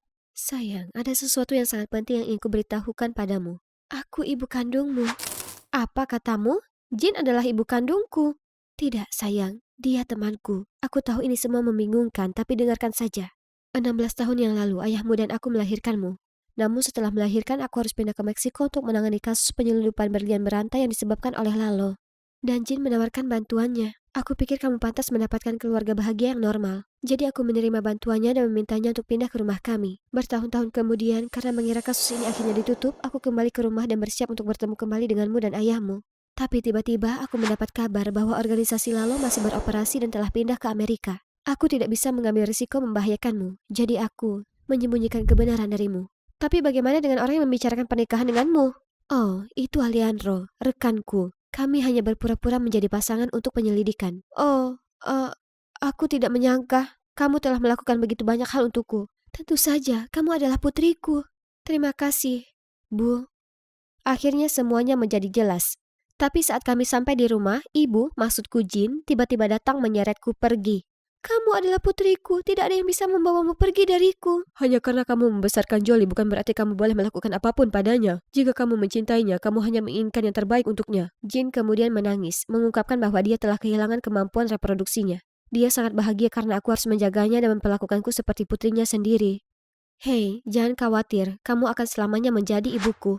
Aku memberikan pelukan terbesar pada Jin. Saat itulah aku menyadari Tyler bahagia untukku tetapi juga sedih di saat yang sama. Tiba-tiba aku menyadari dia tidak punya keluarga lagi. Aku punya ide, kenapa kamu tidak mengadopsi Tyler ke rumahmu? Tyler dan Jin saling berpandangan dan senyum cerah muncul di wajah mereka. Semuanya akhirnya menjadi baik-baik saja. Aku sudah berusaha mengejar ibu dan menebus tahun-tahun yang hilang itu. Tapi aku juga tidak melupakan ibu keduaku. Tyler, atau haruskah aku bilang pacarku, sekarang tinggal bersama Jin dan dia mengantarku mengunjunginya. Aku sangat bahagia akhirnya memiliki keluarga yang penuh kasih sayang dan pacar yang nakal. Hanya saja kali ini kami tidak berusaha menjadi jahat lagi. Aku mengangkat busur, sangat fokus. Targetnya tepat di depanku. Lihat aku menaklukkan. Tapi, kakek, yang itu pasti tepat sasaran. Aku cuma bercanda. Kamu menjadi sangat baik lah, Bu. Hai, aku Gina dan aku suka memanah. Kakekku satu-satunya keluargaku mengenalkanku pada olahraga ini. Dia selalu mendorongku untuk mengikuti kontes dan mengatakan bahwa aku mempunyai bakat. Tapi kompetisi sebenarnya bukan kesukaanku. Berbicara dengan orang asing sudah cukup menjadi tantangan bagiku. Tapi satu-satunya temanku Bailey cantik dan ceria. Kami sudah dekat sejak kecil hingga kami ke kota untuk sekolah SMA dan jadi teman sekamar. Kehidupan baruku menjanjikan kesenangan dan kegembiraan. Namun aku sering rindu kakekku dan sering menulis surat padanya. Kakek sayang, hidupku di sini luar biasa. Kamar asramanya bagus, bersih dan rapi dan setiap pagi, musik instrumental yang menenangkan dari speaker mengingatkanku pada saat-saat kita menikmati musik dan minum teh bersama di depan teras. Bailey, kecilkan! Dan apa yang akan kamu buat untuk mengatasi kekacauanmu? Astaga, ini kekacauan yang terorganisir. Tanyakan kepadaku apa saja dan aku dapat segera menemukannya. Ngomong-ngomong, ada pesta penyambutan untuk mahasiswa baru malam ini. Apa kamu mau ikut? Tidak, aku terlalu lelah. Ayo Gina, ini akan menyenangkan. Kamu juga akan mendapat beberapa teman baru. Itu cuma... Oke, kalau begitu tetap di sini. Aku pergi. Entah bagaimana aku merasa sedikit hampa. Aku tidak pernah menyadari bahwa Bailey dan aku begitu berbeda sampai saat ini. Bailey suka bersosialisasi dan bisa mendapatkan teman baru dengan mudah. Dan aku Aku introvert dan pendiam. Aku tidak bisa terus seperti ini. Aku datang ke kota untuk mencari pengalaman. Jadi saat Bailey mengajakku pergi ke pameran sekolah, aku langsung menyetujuinya. Ketika hari itu tiba, ketika Bailey mengobrol dan cikikikan dengan siswa lain, aku tanpa sadar menghilang ke latar belakang. Karena sepertinya Bailey tidak menyadari ketidakhadiranku, aku memutuskan untuk melihat-lihat sendiri. Tiba-tiba sebuah teriakan mengagetkanku. Pencuri! Maling! Aku lihat seorang pencuri melarikan diri dengan membawa tas tangan seorang gadis. Tanpa pikir panjang, aku ambil satu set busur dan anak panah di dekatnya dan menembaknya. Saat itulah aku melihat anak panah lain terbang ke arah yang sama. Kedua anak panah itu mengenai si pencuri tepat di kepalanya dan menjatuhkannya ke tanah. Aku mencari pemanah lainnya dan melihat dewa Yunani Apollo yang juga menatapku. Kemudian dia pergi untuk menangani pencuri itu saat aku mengambil kesempatan untuk meninggalkan tempat kejadian secara diam-diam. Aku masih melamun tentang cowok itu ketika Bailey masuk ke asrama kami bersama sekelompok teman. Aku segera mengubah diri menjadi burrito dan berpura-pura tidur. Tapi Bailey tanpa ampun membukakanku dengan senyum lebar. Hey G, ada seseorang yang aku ingin kamu temui, Samantha, kepala klub panahan sekolah. Bailey bilang kamu seorang pemanah yang hebat. Ya, mungkin. Ya, kami sedang mencari anggota baru. Kamu harus datang. Aku pasti akan mampir. Terima kasih. Sepulang sekolah keesokan harinya, aku mengunjungi klub panahan dan melihat wajah yang aku kenal. Itu cowok yang kemarin. Dia juga meniup anak panahnya seperti kakek. Lucu sekali. Ups, ketahuan. Apa aku sedang berhalusinasi atau dia berjalan ke arahku? Hai, kamu ada di pekan raya sekolah. Tembakanmu sangat fenomenal. Ngomong-ngomong, aku Chris. Aku Gina. Jadi, kamu baru di sini? Sebenarnya aku belum yakin bergabung atau tidak. Nah, bagaimana kalau demonstrasi kecil? Karena panik, aku mencoba menembak dengan tangan gemetar dan gagal total. Maaf. Tenang, kamu pasti bisa. Dia mencondongkan tubuh ke arahku dan jantungnya berdebar kencang. Aku menarik napas dalam-dalam, meniup pelan-pelan ke arah Fletching dan kali ini aku mencapai sasaran. Lihat kan, tembakannya luar biasa. Kamu harus lebih percaya diri dan terbuka sehingga lebih banyak orang bisa mengenalmu. Jadi, Chris menjadi ekstrovert? Dia benar. Pasti menyenangkan berada di dekat gadis yang ramah dan percaya diri seperti Bailey. Dia baru di sini selama seminggu dan sudah mengetahui separuh isi sekolah. Dan semua orang menyukainya. Jadi pada hari itu juga, setelah bergumul dengan diri sendiri, aku memutuskan untuk meminta bantuan Bailey. Membantu? Dengan apa? Bantu aku jadi sepertimu, seorang ekstrovert. Kamu baik-baik saja apa adanya, kenapa harus berubah? Saat itu Samantha datang menjemputnya untuk pergi ke pesta ulang tahun. Mau bergabung dengan kami? Kamu lebih suka tinggal di sini dan membaca, kan? Kamu kenal aku. Lalu Bailey pergi begitu saja. Baiklah, jika dia tidak mau membantu, akan kulakukan sendiri. Saatnya keluar dari kepompongku. Jadi aku menghabiskan beberapa jam berikutnya untuk merombak diriku. Lumayan kan? Ketika aku tiba di pesta, semua orang melongo ke arahku. Hei, apakah kamu matahari? Karena kecantikanmu membutakanku. Kalau begitu kamu harus menjauh 93 juta mil dariku. Betapapun aku ingin segera pulang ke rumah, sebuah suara di kepalaku terus berteriak, bersosialisasi. Di internet mereka bilang ekstrovert selalu siap berteman, seperti Bailey yang menjadi bagian dalam setiap percakapan. Jadi aku mengerahkan seluruh keberanian untuk bergabung dengan kelompok terbesar yang membahas tentang hewan-hewan Arktik yang lucu. Aku ingat tips komunikasi, pimpin percakapan. Jadi aku melakukannya. Bukankah menyedihkan jika hewan-hewan tersebut kehilangan habitatnya karena perubahan iklim? 5 menit berikutnya aku menolak tentang masalah ini, tapi mereka sepertinya tidak terlalu tertarik. Oke, rencana B. Bailey juga selalu tahu cara menonjol. Jadi, saat semua orang mulai menari, aku berdiri di tengah ruangan dan menari sepenuh hati. Tapi setelah itu, semua orang menatapku seolah aku alien, termasuk Chris. Ketika aku akhirnya di kamar, aku merasa benar-benar dikalahkan. Apakah kamu serius ingin menjadi seorang ekstrovert? Aku perlu melakukannya, Bailey. Kalau begitu, mungkin pelan-pelan dan jangan memaksakan diri terlalu keras. Kamu tidak harus menjadi supel dalam semalam. Bailey jelas tidak percaya aku bisa melakukannya. Baiklah, akan kutunjukkan padanya dia bukan satu-satunya ekstrovert menawan di sini. Urutan bisnis pertamaku adalah bergabung dengan klub panahan. Itu akan jadi kesempatan terbaik mengesankan Chris. Untuk menutupi rasa malu di pesta itu, aku menguatkan diriku dan mendekati pria paling lucu di sini. Hai, aku Gina. Aku suka bajumu. Terima kasih. Aku Patrick. Patrick adalah ketua OSIS. Dia di sini untuk membantu mempromosikan klub panahan. Lalu setiap kali Chris lewat, aku mencoba bercanda dengan Patrick. Meski dia tampak teralihkan, namun Chris hanya berbalik dan terlihat tidak senang. Gina, ada apa denganmu dan Chris itu? Dia terus melihat ke sini. Oh, Chris, dia cuma teman satu klub. Mungkin karena dia tidak terlalu menyukaiku. Urusan laki-laki. Aku berpikir untuk gabung ke klub ini. Mau mengajariku? Tentu saja. Setelah itu aku dan Patrick sering berlatih memanah bersama. Aku jadi terlalu bersemangat dan menetapkan target sejauh yang aku bisa. Menarik talinya sekuat tenaga dan mencoba untuk tetap tenang saat anak panah mengenai sasaran. Entah dari mana, Chris muncul. Luar biasa Gina, tembakan terbaik yang pernah aku lihat. Mengesankan Gina. Mau minum sebelum kamu mengajariku cara melakukannya? Saat itu, Chris menawariku sebotol. Kamu suka jus apel kan? Aku melihatmu hanya meminumnya di pesta. Ih, dia menyadarinya. Terima kasih. Kamu mau tumpangan pulang nanti? Akhirnya kesempatan untuk lebih dekat dengan Chris. Aku akan mengantarmu Gina, aku lebih akrab dengan rute itu. Tadinya aku mau bilang tidak, tapi Patrick sudah menarikku. Kenapa dia merusak momen romantisku? Mungkin dia juga menyukaiku, tapi pandanganku sudah tertuju pada Chris. Chris sepertinya peduli padaku, tapi butuh waktu untuk benar-benar memulai hubungan. Semuanya berjalan pada tempatnya dan aku merasa menjadi lebih terbuka. Meskipun kadang aku jalan memutar atau sembunyi di kamar kecil menghindari obrolan ringan, segalanya dengan Chris berjalan baik. Tapi keesokan harinya aku melihat Belly dan Chris bergandengan tangan dan tertawa bahagia di jalan. Apa mereka berkencan? Lalu kenapa Chris tetap berharap padaku dan bersikap seolah dia peduli padaku? Semua usahaku sia-sia? Sekalipun aku mencoba menjadi seperti Belly, tentu saja Chris lebih memilih yang asli. Aku dengan murung pergi ke kamarku sesaat sebelum Belly, sangat periang seperti biasanya kembali. Kamu terlihat sangat bahagia, kencan menarik? Tidak sama sekali. Apa kita punya rahasia sekarang? Tentu saja tidak. Lagi pula apa yang kamu lakukan hari ini? Berbelit-belit ya. Dia jelas jatuh cinta pada Chris, tapi kenapa merahasiakannya? Supaya mereka masih bisa mengacaukan perasaan orang lain? Setelah itu aku menolak berbicara dengan Belly dan menghindari Chris. Setiap kali dia menyapaku, aku akan berpura-pura tidak melihatnya. Dan jika dia mendekatiku, aku akan menemui Patrick dan memintanya untuk mengantarku pulang. Itu sepele, tapi apalagi yang bisa kulakukan? Di dalam mobil Patrick, aku menerima SMS dari Chris. Dia mungkin hanya ingin menelponku 2 kali, jadi aku mematikan ponselku. Semua baik-baik saja? Ya, aku baik-baik saja. Kamu bukan pembohong yang baik, tapi aku punya sesuatu untuk menghiburmu. Beberapa menit kemudian kami berhenti di tempat yang tenang dengan pemandangan yang menakjubkan. Namun betapapun indahnya matahari terbenam, aku masih merasakan kesedihan menyelimuti diriku. Mau membicarakannya? Dan aku melakukannya. Sungguh, senang rasanya akhirnya melepaskan semuanya dari dadaku. Patrick mendengarkan dengan sabar, mengangguk mengerti. Ketika aku selesai, hari sudah senja. Terima kasih telah mendengarkan keluhanku.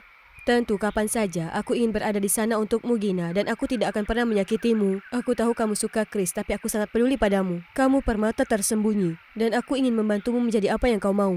Aku terkejut. Pada saat itu, Patrick menjadi lebih menarik daripada yang pernah aku bayangkan. Mungkin aku harus bersama orang seperti dia, dan melupakan orang-orang beracun itu. Jadi, aku setuju untuk pacaran dengannya. Keesokan harinya, Patrick sudah mengumumkannya kepada publik. Lihat, itulah yang akan dilakukan pria baik. Dia membawaku ke spa, memasak untukku, dan selalu bersikap manis. Aku belum pernah merasa seperti ini pada siapapun, dan rasanya seperti cinta. Namun, tidak selalu menyenangkan menjadi pacar Patrick.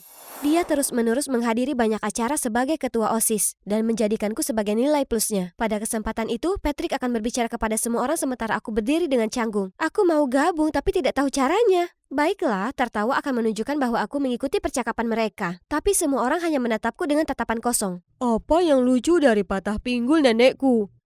Astaga, aku ingin segera menggali lubang untuk diriku sendiri. Setelah itu Patrick memintaku menggunakan keterampilan memanahku untuk pengambilan gambar komersial penggalangan dana. Gambar-gambar itu menjadi viral dan aku menjadi populer. Orang-orang ingin berteman denganku kemanapun aku pergi dan itu melelahkan. Ketika aku beritahu Patrick, dia bilang, "Itu bagus, kamu akan jadi wajah dari galang dana ini yang akan membantu banyak orang, seperti Katniss Everdeen dan First Rebellion. Aku sangat bangga memilikimu sebagai pacarku. Ayo kita teruskan ini, oke?" Sesuatu tentang hal itu tidak cocok bagiku, tapi bukankah ini kehidupan yang selalu kuimpikan? Aku terlalu sibuk dengan rencana Patrick, jadi aku tidak punya waktu untuk diriku sendiri. Aku bahkan lupa menulis surat kepada kakek, dan sudah lama sekali sejak terakhir aku pergi ke klub panahan. Belly mencoba mengejarku, tapi aku tetap mengabaikannya. Jarak kami semakin jauh meskipun kami berbagi kamar. Pertunjukan hari ini tiba-tiba dibatalkan, jadi aku memanfaatkan kesempatan ini untuk mampir ke klub panahan. Aku jadi lebih nyaman dan terbebas dengan setiap anak panah yang aku tembakkan. Aku akhirnya merasa menjadi diriku sendiri lagi. Ketika aku selesai, aku melihat Chris menatapku. Aku langsung bingung dan mencoba pergi, tapi Chris mengikutiku.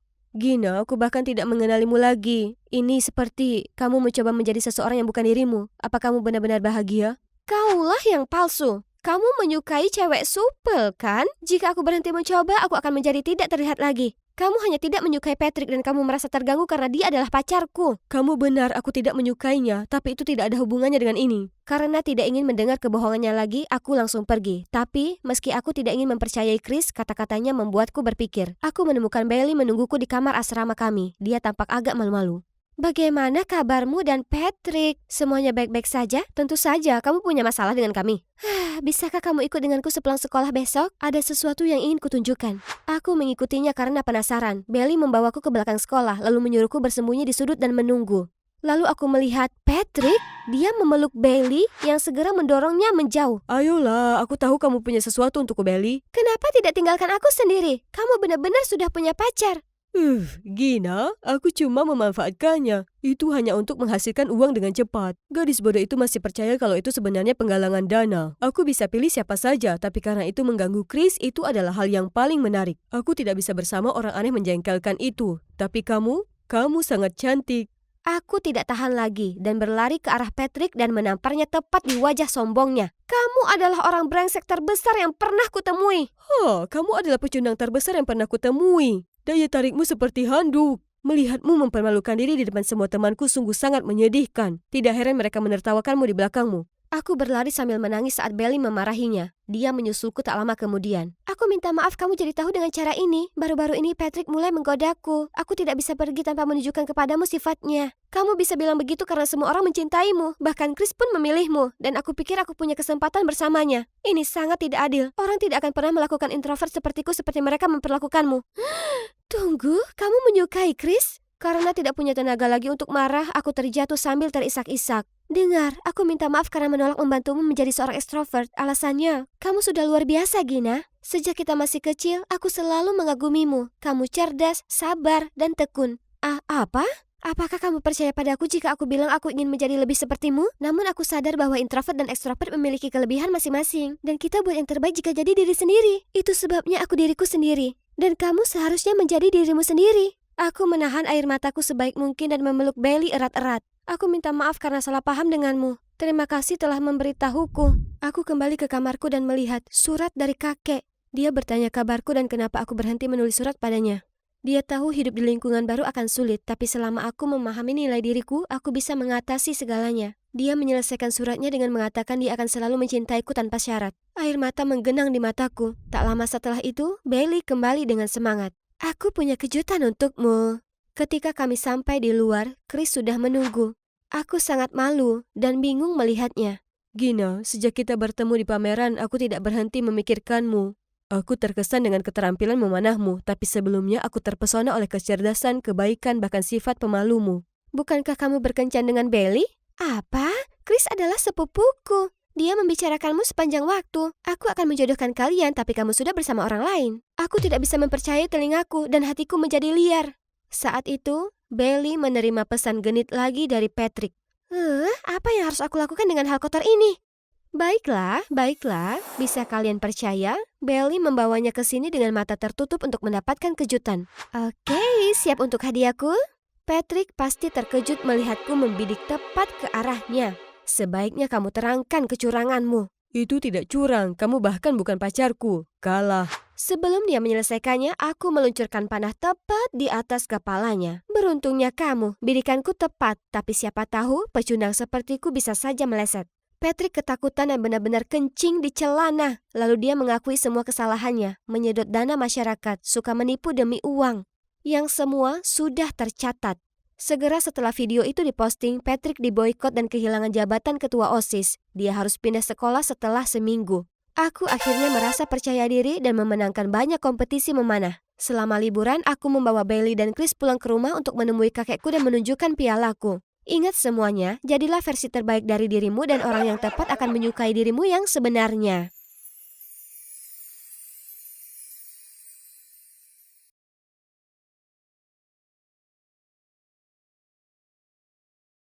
Hai, namaku Beatrice Legrand. Aku putri tunggal dari 2 ilmuwan roket terkenal di dunia. Sejak kecil, aku selalu diajak setiap kali mereka tampil di televisi. Dan sahabatku, Alexine, selalu menjadi teman baikku. Apa rahasiamu meraih kesuksesan? Ya, kami berdua cinta sains sejak kecil dan memutuskan untuk mengabdikan hidup kami untuk sains. Dan keluarga adalah motivasi terbesar kami, bukan sains roket. Wow, Wow, orang tuamu keren banget. Dalam perjalanan pulang, ayah bertanya. Jadi, apa cita-citamu sayang? Saat aku masih bingung mencari jawaban, Alexin sudah berkata, aku ingin menjadi pembawa acara bincang-bincang seperti wanita itu malam ini. Keren, kamu pasti bisa. Jangan khawatir Beatrice, kamu akan segera tahu cita-citamu. Tapi Alexin dan aku mengalami masalah dalam belajar. Alexin kesulitan mengucapkan kalimat yang tepat, sedangkan aku sulit membaca dan menulis. Tentu saja kami benci sekolah. Orang tuaku membawaku ke dokter dan aku didiagnosis menderita disleksia. Ia juga mengatakan aku akan mengalami banyak kesulitan di sekolah dan tidak akan mencapai hasil akademis yang tinggi. Aku cukup kesal mendengarnya. Tapi ayahku, yang merupakan guru SMA, tidak senang dengan pernyataan itu. Omong kosong, Beatrice sangat cerdas. Disleksia atau tidak, ia akan berhasil dengan metode belajar yang tepat. Sejak saat itu, ayahku mulai membantuku dan Alexin belajar. Setiap kami selesai satu buku, ia akan memberi kami hadiah kecil. Ia juga memperkenalkan kami pada olahraga, seni, dan bahkan membawa kami ke tempat-tempat keren seperti museum, galeri, dan akuarium. Sejak aku melangkahkan kaki di akuarium, aku tahu tempat ini cocok untukku. Karena lumba-lumba. Lihat, ia mengikutiku. Aku langsung memberitahu orang tuaku kabar baik itu malam itu. Aku sudah menemukan passionku. Aku akan jadi ahli biologi kelautan saat aku dewasa. Tahun demi tahun berlalu dan sekolah tidak lagi menakutkan bagi kami. Berkat ayahku, aku sekarang menjadi yang terbaik di kelas dan unggul dalam pelajaran biologi. Disleksia tidak terlalu mempengaruhiku. Sementara itu, Alexin berhasil menghilangkan gagapnya dan jauh lebih percaya diri. Kami seperti Superman dan Batman, selalu berdampingan untuk meraih impian kami. Profesor Coleman, tolong ceritakan lebih lanjut tentang penelitian terbarumu. Ini adalah karya hidupku yang telah dikembangkan selama 1 dekade terakhir. Kami berdua diterima di SMA Elit yang akan menjadi batu loncatan yang bagus untuk masa depan kami. Namun tidak seperti di SMP di mana aku bisa belajar dengan kecepatanku sendiri. Aku harus berusaha keras untuk mendapatkan nilai yang bagus karena kurikulum di sini sangat ketat. Sayangnya, disleksia kambuh karena stres, membuat segalanya semakin sulit bagiku. Di kelas, aku harus mencari kamus setiap 5 menit, yang membuat proses belajarku melambat. Suatu kali aku tinggal di kelas selama istirahat untuk mengkoreksi semua kata-kata yang aku campur aduk dalam esaiku. Itu membuatku disebut sikutu buku. Sebaliknya, Alexin yang cantik dan ekstrovert telah menjadi wajah dewan siswa. Dan dia masih berusaha membantuku. Benar, ini hanya kemunduran kecil. Namun itu belum semuanya. Kemarin, guru kimiaku memintaku untuk membaca peraturan keselamatan laboratorium. Jangan mencicipi atau mengendus. Kalian harus menyebarkan mantra. Apa?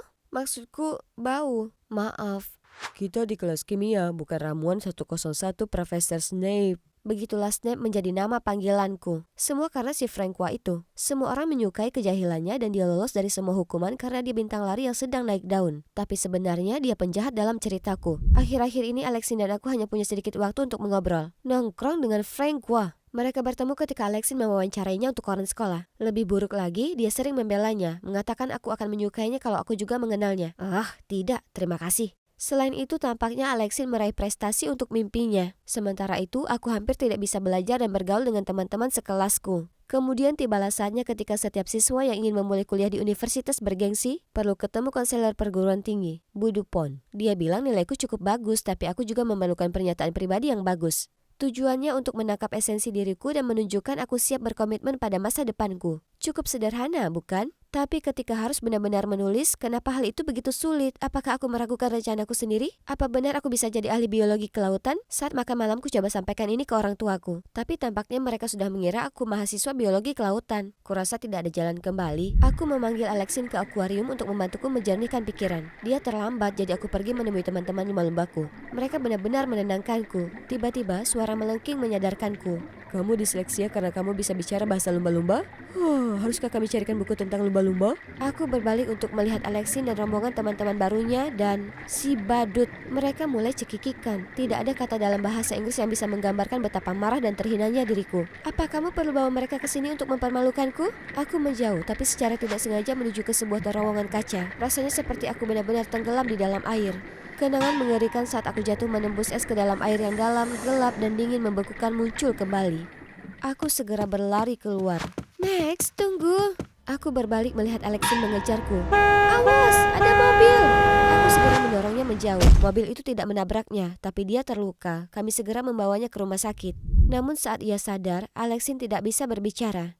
Dokternya mengatakan pita suaranya lumpuh sementara karena trauma leher dan dada. Artinya Alexin tidak bisa menjadi pembawa acara hari olahraga sekolah. Aku diliputi rasa bersalah. Alexin berkata, Aku akan baik-baik saja. Maaf, aku pikir mengajak teman sekelas akan menghiburmu. Ia bahkan berkata aku harus mengejar impianku dan tidak membiarkan apapun menghalangiku. Aku sangat tersentuh, namun entah kenapa kata-katanya membuatku merasa sangat tertekan. Aku akan bekerja lebih keras mulai sekarang. Setelah hari itu, Francois terus mengikutiku kemana-mana mencoba meminta maaf. Aku menghindarinya seperti wabah. Suatu hari aku bolos bahasa Inggris dan saat aku kembali, teman-teman sekelasku membicarakan tentang guru pengganti bernama Pak Legrand. Mereka tampak begitu bersemangat karena dia tidak menyuruh mereka mengerjakan tugas dan hanya menceritakan kisah-kisah lucu. Hah? Nama itu mengingatkanku. Dan kemudian kecurigaanku terbukti saat aku melihat kakekku tampak marah dan kecewa setelah pulang sekolah. Aku jelas pulang ke rumah dalam keadaan badai yang hebat, tapi itu tidak masalah. Kugunakan kesempatan ini mencurahkan isi hatiku tentang betapa melelahkannya sekolah. Betapa menyebalkannya diganggu oleh orang tolol sepanjang waktu sementara sahabatku tidak ada di sampingku.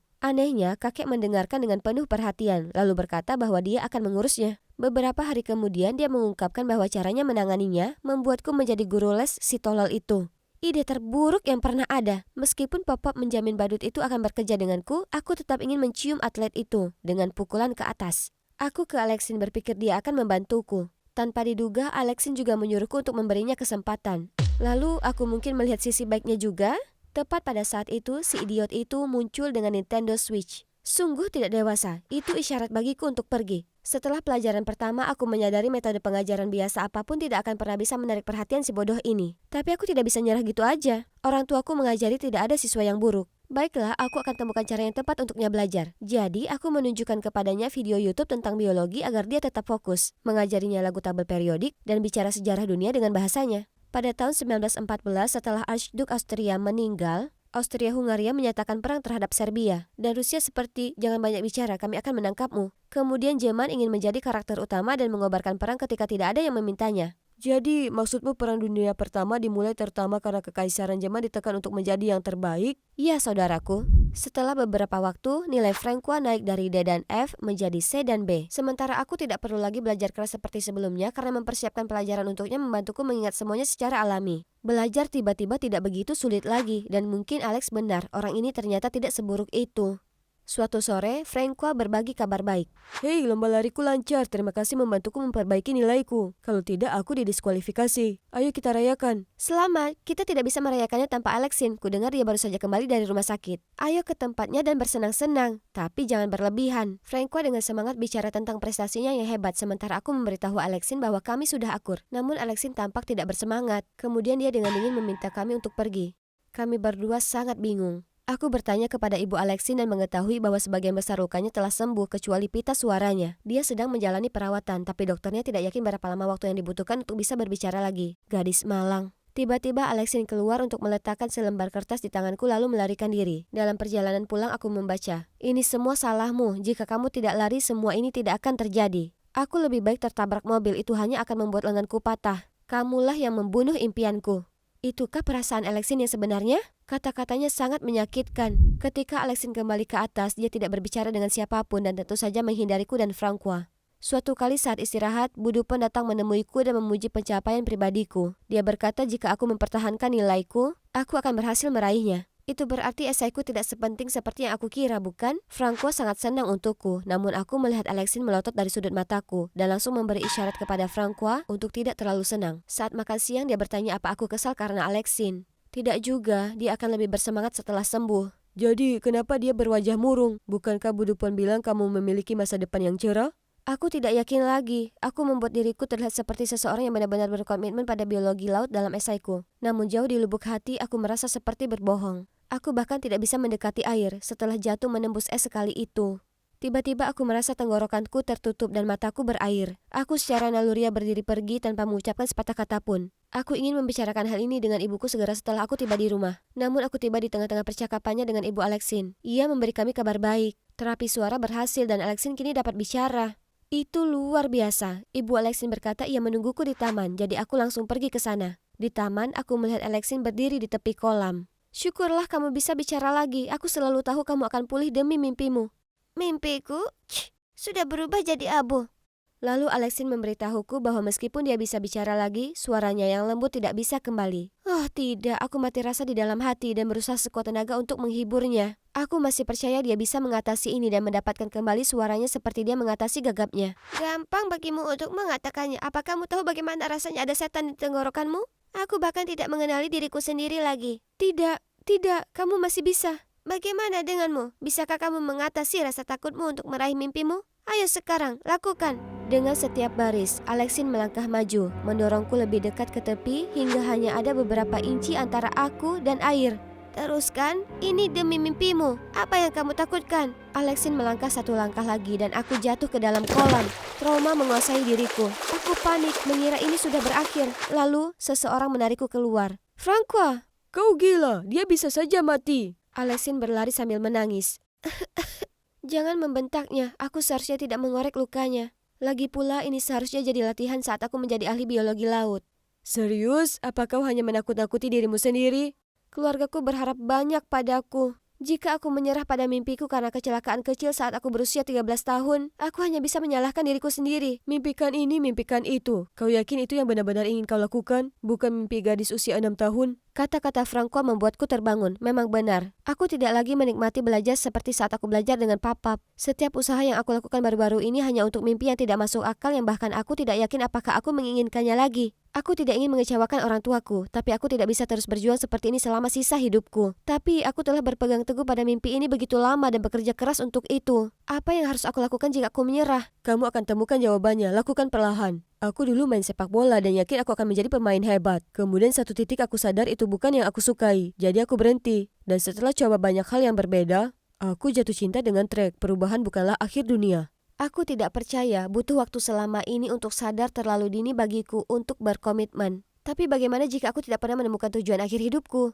Apa aku hanya membuang-buang waktu? Ya ampun, santai saja. Kamu membuat seseorang sepertiku yang tidak peduli dengan sekolah benar-benar menikmati belajar. Kamu menjalani hidup dan memberikan kebaikan bagi dunia. Tidak ada waktu yang terbuang. Tidak perlu jadi Martin Scorsese. Maksudmu ahli biologi laut, kan? Tapi terima kasih, aku butuh itu. Aku pulang ke rumah dan melihat Alexin menangis di hadapan orang tuaku yang sangat khawatir. Ibu langsung memelukku ketika melihatku basah kuyup. Alexin sudah menceritakan semuanya. Kenapa kamu tidak bilang? Kami sangat bangga padamu dan tidak ada yang bisa menghentikan kita. Jadi Alexin sudah bilang aku takut air akibat kecelakaan ketika aku 13 tahun dan betapa keras aku berusaha mengatasinya demi impian masa kecilku. Sangat sulit bagiku membicarakannya karena aku tidak bisa mengakui pada diri sendiri bahwa kecelakaan itu meninggalkan bekas luka pada diriku. Jadi aku memendam rasa sakitku selama ini. Menceritakannya kepada orang tuaku sekarang benar-benar terasa melegakan. Untungnya mereka sangat pengertian dan memberiku waktu untuk menemukan panggilan hidupku yang sebenarnya. Mengenai Alexin, maafkan aku sangat frustrasi dengan diriku sendiri sehingga aku menyalahkanmu. Itu bukan salahmu. Ternyata ketika Alexin kabur, dia bersembunyi di balik semak-semak di dekatnya dan mendengar percakapanku dengan Francois. Pandangannya yang sangat bijaksana juga menyentuh hatinya. Alexin berkata dia akan terus menjalani terapi selama yang dibutuhkan. Ya, aku percaya padamu. Jika terapi suara tidak berhasil, menjadi bintang rock heavy metal tidak terdengar terlalu buruk. Wah, benarkah? Kupikir Francois hanya berbicara sebentar di sana. Setelah itu semuanya berjalan seperti biasa, tetapi tekanan padaku berkurang. Aku benar-benar mendapat teman baru tahun ini dan semakin dekat dengan sahabatku. Suara Alexin membaik dan dia juga bersenang-senang menjelajahi jalan lain selain menjadi pembawa acara bincang-bincang. Musim panas tiba dalam sekejap mata dan aku menjadi sukarelawan di sekolah untuk siswa dengan kesulitan belajar. Aku ingin membantu orang disleksia sepertiku belajar sebaik kemampuan mereka. Sama seperti orang tuaku membantuku. Kedengarannya seperti awal yang baik untuk perjalanan menemukan jati diriku. Bisa jadi pekerjaan impianku, jika tidak akan terus kucari.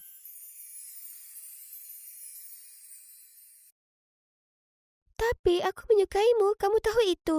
Tepat saat itu seorang gadis berjalan menghampiri mereka. Babe! Segera Nam berbalik dan menariknya ke dalam pelukannya. Ini dia. Lalu dia menciumnya di bibir dan Roni terdiam di tempat. Siapa dia? Ah, aku lupa. Dia Ci, pacarku. Halo, apa? Kau bohong. Kalau kamu punya pacar, aku pasti sudah tahu. Hanya ingin memisahkan kehidupan pribadi dan pekerjaanku. Terlalu samar. Kemudian Nam dan pacarnya yang baru saja diumumkan berjalan pergi, meninggalkan Veronica dengan hati yang hancur. Tapi aku menyukaimu duluan. Jadi cintaku sejak umur 14 tahun sudah layu bahkan sebelum mekar. Ternyata aku hanya membodohi diriku sendiri.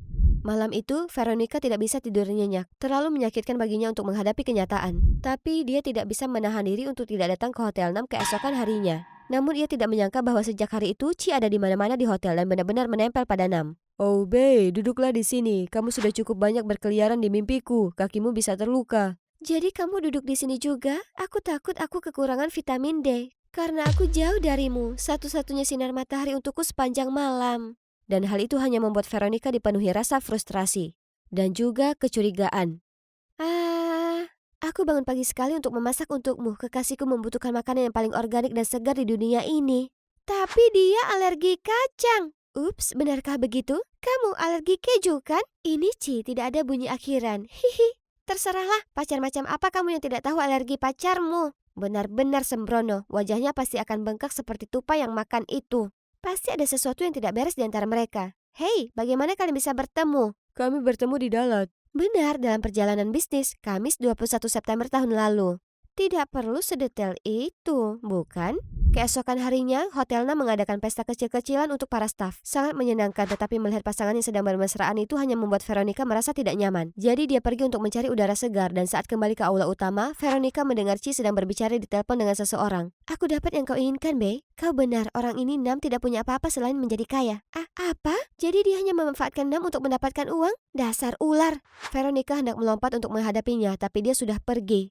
Jadi dia segera mencari Nam dan bersemangat untuk memperlihatkan wajah asli pacarnya, tapi dia malah memarahinya. Hentikan omong kosongmu. Dia gadis yang baik hati, bukan gadis manja yang bersikeras untuk mendapatkan apapun yang dia inginkan. Apa kamu bilang bahwa aku adalah gadis manja itu? Kamu sendiri yang bilang, bukan aku. Kamu keterlaluan, Nam. Aku menyukaimu, tapi bukan berarti kamu bisa bicara seenaknya tentangku. Oke, baiklah, aku akan meninggalkanmu. Dan dengan itu Veronica berlari pergi, air mata mengalir di pipinya. Itukah yang dia pikirkan tentangku? Aku sudah mengenalnya sejak lama, tapi sekarang dia memperlakukanku seperti duri di matanya. Dan bahkan berpikiran buruk padaku hanya karena seorang gadis baru. Saat itu, Chi mendekati Nam. Apa ada sesuatu yang salah? Tidak ada. Pokoknya, terima kasih atas kerjasamanya. Sepertinya dia tidak akan mengacau lagi. Sama-sama. Dan juga sampaikan terima kasihku padanya. Idenya jempolan. Kemudian Nam pergi, tapi dia tidak yakin dia senang dengan apa yang baru saja terjadi. Apa aku terlalu keras padanya? Keesokan paginya, Veronica terbangun oleh ketukan pintu. Apa yang kamu lakukan di sini? Aku ingat tidak membuat masalah denganmu sejak tadi malam. Hari ini aku akan ke Hoi An untuk membuat tur khusus untuk pelanggan hotel kami. Mau ikut? Tidak, aku tidak ingin mengganggumu. Kalau begitu, sayang sekali. Kebetulan aku kenal dengan seorang teman baik di Hoi An, tapi kalau kamu tidak mau ikut, tidak apa-apa. Hah, kenapa tidak bilang dari tadi? Aku selalu ingin menggigit Hoi An Ban Mai. Daftarkan aku. Ngomong-ngomong, itu Bang Mi, bukan Bang Mai. Oke, Bang Mi. Ya, itu dia. Kemudian ketika mereka tiba di Hoi An, Roni terpesona oleh keanggunan abad pertengahan kota kuno ini. Jalanan rumah-rumah kuning keemasan bermekaran dengan bunga-bunga kertas berwarna-warni bersama dengan lentera yang semarak. Berkeliling kota, Roni merasakan gelombang kegembiraan dan nostalgia tentang negara kelahirannya yang telah ia tinggalkan sejak kecil. Ini lucu sekali. Dan di sini. Roni, kita seperti saudara kembar. Ayo kita foto bersama. Kembaran pantatku. Oh, aku hampir lupa alasan sebenarnya aku kesini. Tapi mereka datang ke toko banh mi dan melihat toko itu penuh sesak dengan orang-orang mengantri. Hal itu tidak membuat Roni goyah sedikit pun karena banh mi yang menggiurkan adalah satu-satunya hal yang ada di pikirannya. Dia telah dengan sabar menunggu gilirannya selama hampir 30 menit. Tapi saat itu ada seorang gadis dengan mata anak kucing menatapnya. Roni menatap gadis itu dan kemudian banh mi yang baru saja dipanggang di tangannya. Dan setelah beberapa detik ragu-ragu, dia memberikannya kepada gadis kecil itu. Hei nak, ini milikmu. Oh, apa yang dia lakukan? Bukankah dia sudah lama merindukannya? Sudah bosan?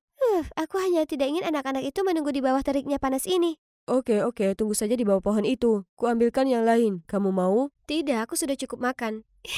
Nah, memberikan roti untukku. Manis sekali. Tawarannya yang baik hati membuat hatinya menari-nari seperti orang gila. Tidak tahu dari jauh Chi sedang memelototinya dengan mata peluru. Roni sedang asik melahap rotinya ketika ia melihat seorang wanita tua dengan kuk bambu menjual sesuatu yang aneh. Apa ini? Banyak tuh. Ayo beli, enak sekali. Ini adalah permen jenggot naga Vietnam. Permen? Jadi benang-benang itu bisa dimakan? Beli satu untukku, Nam. Bei, cuma anak-anak yang suka ini. Tapi Nam tetap membelikannya untuk Roni. Dia sangat senang dengan camilan aneh itu. Mungkin terlalu senang sampai-sampai dia meniup bedak dengan keras dan tidak sengaja mengenai wajah Chi. Apa? Beraninya kau? Ups, aku sangat menyesal. Tapi kau terlihat seperti putri salju, hanya sedikit variasi. Apa kau baik-baik saja? Oh, aku baik-baik saja, sangat baik-baik saja, bukan masalah besar. Apa aku terlihat baik-baik saja bagimu? Aku tahu dia bukan gadis manis seperti yang terlihat. Tunggu saja dan lihat aku akan membeberkanmu. Dan kau tahu, jika Nam tidak ada di sini, hari ini akan jadi akhir hidupmu. Malam harinya, Chi diam-diam pergi keluar untuk menemui seseorang. Dasar tidak tahu malu. Beraninya dia bertingkah genit dengan seseorang yang sudah punya pacar. Aku takut dia akan mengacaukan rencana kita, sayang. Jika demikian sebaiknya kita bergegas. Aku tahu harus apa. Keesokan paginya, melihat tidak ada orang di sekitar, Chi menyelinap ke kantor Nam dan mencari-cari di mana-mana. Astaga, orang yang sangat bersih ini di mana dia menyimpan dokumen itu? Kemudian sebuah laci misterius di rak menarik perhatiannya. Dia akan membukanya ketika asisten Nam masuk. Hei, kamu ngapain di sini? Ini bukan tempat yang bisa kamu masuki sembarangan. Kalau begitu, apa kamu tahu siapa aku hingga berbicara tidak sopan seperti ini? Aku pacar bosmu, jadi aku bisa ke kantornya kapanpun aku mau. Kalian berhenti. Nona Mai, kau bisa mundur sekarang. Ketika asistennya pergi, Nam melihat ke sekeliling kantornya yang sekarang terbalik karena suatu alasan. Chi, bisa beritahu aku apa yang kamu lakukan di kantorku? Tidak ada. Aku hanya mencari tasku di sini. Dan kamu baru saja mempermalukanku di depan karyawanmu, padahal kamu seharusnya melindungiku. Kemudian pertengkaran besar terjadi di antara mereka dan tepat pada saat itu Veronica lewat dan mendengar pertengkaran mereka yang buruk. Oh, apa ini? Aku benar, semua orang tahu mereka tidak cocok satu sama lain hanya dengan melihat. Lihat, mereka sudah saling bertengkar sengit bahkan sebelum aku mengulurkan tangan. Aku harus mengingatkanmu, kamu hanya pacar palsuku. Tolong tahu batasannya di sini. Baiklah, pacar palsumu akan pergi. Biarkan aku melihat bagaimana kamu menangani buntutmu. Bukankah mempekerjakanku untuk mengusir Nona Veronica yang menyebalkan? Kau? Jaga kata-katamu. Kamu membutuhkanku lebih dari yang kamu pikirkan. Veronica hancur berkeping-keping dengan informasi yang baru saja dia dapatkan. Jadi, tidak ada yang terjadi di antara mereka yang sebenarnya? Tapi Nam sangat membenciku bahkan sampai menyewa orang yang bukan siapa-siapa untuk menjadi pacarnya. Hanya untuk menjauh dariku? Salahku apa? Malam itu Roni menangis dalam tidurnya dengan hati yang sakit. Beberapa hari setelahnya, ia mengunci diri di kamar dan sembunyi di balik selimut dengan pikiran-pikiran yang menghantui yang tidak bisa ia singkirkan. Nam mengirim pesan untuk memeriksanya, namun ia tidak ingin berhubungan dengannya. Baru ketika Grayson mengetuk pintu, Veronica dengan lamban bangkit. Roni, apa kamu baik-baik saja? Aku baik-baik saja, tinggalkan aku sendiri. Apa maksudmu baik-baik saja? Lihat, matamu bengkak seperti bola golf. Nam bertanya padaku tentangmu. Hei, apa kalian bertengkar? Pergi sana. Bertanya tentang aku? Hentikan. Sebaiknya aku tidak mengganggu Nam lagi. Kurasa aku akan kembali ke Amerika sekarang. Dia segera mengemasi semua barangnya dan memesan penerbangan malam hari untuk kembali ke rumah. Di perjalanan dia lihat sosok yang tidak asing. Ci, apa yang sedang dia lakukan di rumah kita saat ini? Bei, aku di sini dan aku membawa barang yang kau minta dari kantor Nam. Ini pasti membantu rencana kita. Merasakan ada yang tidak beres, Roni mengikutinya ke sebuah lorong gelap di mana Ci mengatur pertemuan dengan rekan misteriusnya. Lihat apa yang kau dapat, kue manisku. Veronica tidak percaya kakaknya dan pacar palsu orang yang ditaksirnya berhubungan. Apa yang terjadi? Kamu dan dia? Grayson dan Chi tampak tertegun. Kenapa kamu di sini? Apakah ini sepenting apa yang aku lihat sekarang? Sebaiknya ada penjelasan yang bagus untuk ini. Mereka saling bertukar pandang dan Grayson akhirnya menyerah untuk menceritakan semuanya kepada adiknya. Oke Roni, dengarkan baik-baik. Akulah yang menyarankan Nam untuk menjadikan Chi sebagai pacar palsunya. Sebenarnya... Apa? Tapi kalian berdua? Ya, dia adalah bayi perempuanku dan Nam tidak tahu. Tapi untuk apa? Untuk rencana induknya, sis. Sudah saatnya kamu tahu. Kamu masih ingat kenapa kita berada di Vietnam, kan? Resor kita mengalami kesulitan dan itu semua karena Nam. Resor ini dulunya milik keluarganya. Namun kemampuan bisnis mereka yang buruk membuat bisnis ini dalam kekacauan. Dan saat keluarga kita menghidupkan kembali resor ini, dia cemburu dan ingin menjatuhkannya lagi. Anak nakal yang tidak tahu berterima kasih. Tidak, Nam bukan orang seperti itu. Jangan membelanya. Kau tidak lihat keluarga kita alami skandal? Hotelnya tiba-tiba menjadi lebih baik dari biasanya? Tak akan kubiarkan itu dengan mudah. Itu tidak membuktikan apa-apa. Kamu tidak bisa menuduh seseorang tanpa bukti. Baiklah, kamu mau bukti, aku akan menemukannya untukmu. Sementara jika kamu tidak bisa membantu, maka jangan menyabotase rencanaku. Setuju, ku tinggalkan kau 1 minggu. Dan selama waktu itu, kamu juga tidak akan melakukan sesuatu yang kotor terhadap Nam. Kakak beradik itu menempatkan diri mereka di sisi yang berbeda. Grayson pergi dengan pacarnya, sementara Roni berdiri di sini, mencoba memproses semuanya. Ini waktu sulit yang penuh dengan berita dan kebenaran baginya. Iya, Nam yang aku kenal tidak akan pernah melakukan hal seperti itu. Dan aku akan tetap di sini untuk membuktikan kakakku salah tentang dia. Aku harap begitu. Bey, jangan kau biarkan hal ini terjadi hanya karena kakakmu mengatakan kata-kata bodoh, ya? Tidak mungkin, Be. Kau tahu betapa keras kepalanya kakakku. Aku setuju agar dia bisa meninggalkan kita. Rencana tetap berjalan, Be. Keesokan paginya, Veronica kembali bekerja di Hotel 6 seolah tidak terjadi apa-apa. Oh, kamu di sini? Aku pikir aku terlalu memaksamu sehingga kamu down. Tidak, aku bebek saja. Memangnya kau pikir aku siapa? Menganggap aku serangga dan sekarang dia bahkan berpikir aku mudah menyerah? Kombinasi yang lengkap ya. Saat itu, Chi tiba-tiba muncul dan melingkarkan tangannya di leher Nam dan mencium pipinya. Hai Bey, ada yang bisa aku bantu hari ini? Oh, hai Roni. Sudah lama tidak bertemu. Melihat Chi bertingkah tanpa malu-malu mencintai Nam di depan Roni ketika dia tahu yang sebenarnya, semakin membuatnya kesal. Tidak bisa meremehkan ular ini. Apa yang dia rencanakan? Sebaiknya aku berhati-hati terhadapnya. Di kemudian hari, saat bekerja di dekat dapur, Veronica melihat Chi melakukan sesuatu yang mencurigakan. Melihat Chi bertingkah tanpa malu-malu mencintai Nam di depan Roni ketika dia tahu semua kebenarannya bahkan membuatnya semakin kesal. Tidak bisa meremehkan ular ini. Apa yang dia rencanakan? Sebaiknya aku berhati-hati terhadapnya. Di kemudian hari saat bekerja di dekat dapur, Veronica melihat Chi melakukan sesuatu yang mencurigakan. Hei, apa yang kau lakukan? Tidak ada. Veronica segera membungkuk untuk melihat sebuah bungkusan makanan yang kusut di tempat sampah di dekatnya. Apa? Tanggal kadaluarsanya 2023? Setahun yang lalu? Hei, kenapa masih ada makanan kadaluarsa di sini? Ya ampun, tapi apa itu es krim yang diminta kamar 302? Segera, Roni meminta staf untuk memeriksa semua pesanan makanan dan bergegas mengejar troli makanan yang akan tiba di kamar 302. Berita itu segera sampai di telinga Nam, jadi dia bergegas ke kamar tamu dan melihat Roni sudah ada di sana. Permisi Nona, atas nama hotel, aku mohon maaf atas ketidaknyamanan ini. Ini kesalahan kami tidak melatih staf dengan baik, aku akan bicara dengannya sekarang. Kemudian dia menyeret Roni ke sudut. Kamu merusak usaha orang lain karena tidak bertanggung jawab. Tidakkah kamu lihat? Jika kamu tidak bisa melakukannya dengan benar, diam saja. Kata-katanya seperti ribuan belati yang menusuk ke dalam hati Roni. Oke, sekarang aku mengerti. Di matanya, aku serendah itu.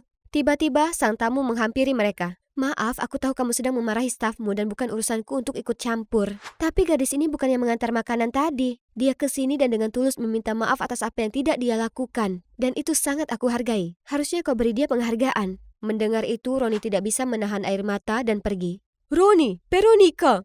Maaf, aku harus pergi. Manajer kami akan segera bicara denganmu dan hotel akan menawarkan kompensasi atas masalahmu. Astaga, kemarahanku menguasai diriku dan aku menyakitinya sekali lagi. Di mana kau, Roni? Aku terlalu bodoh untuk terus mengejarnya seperti orang bodoh, sementara dia tidak peduli dan bahkan ingin mengusirku. Oke, baiklah. Aku akan pergi sesuai keinginanmu.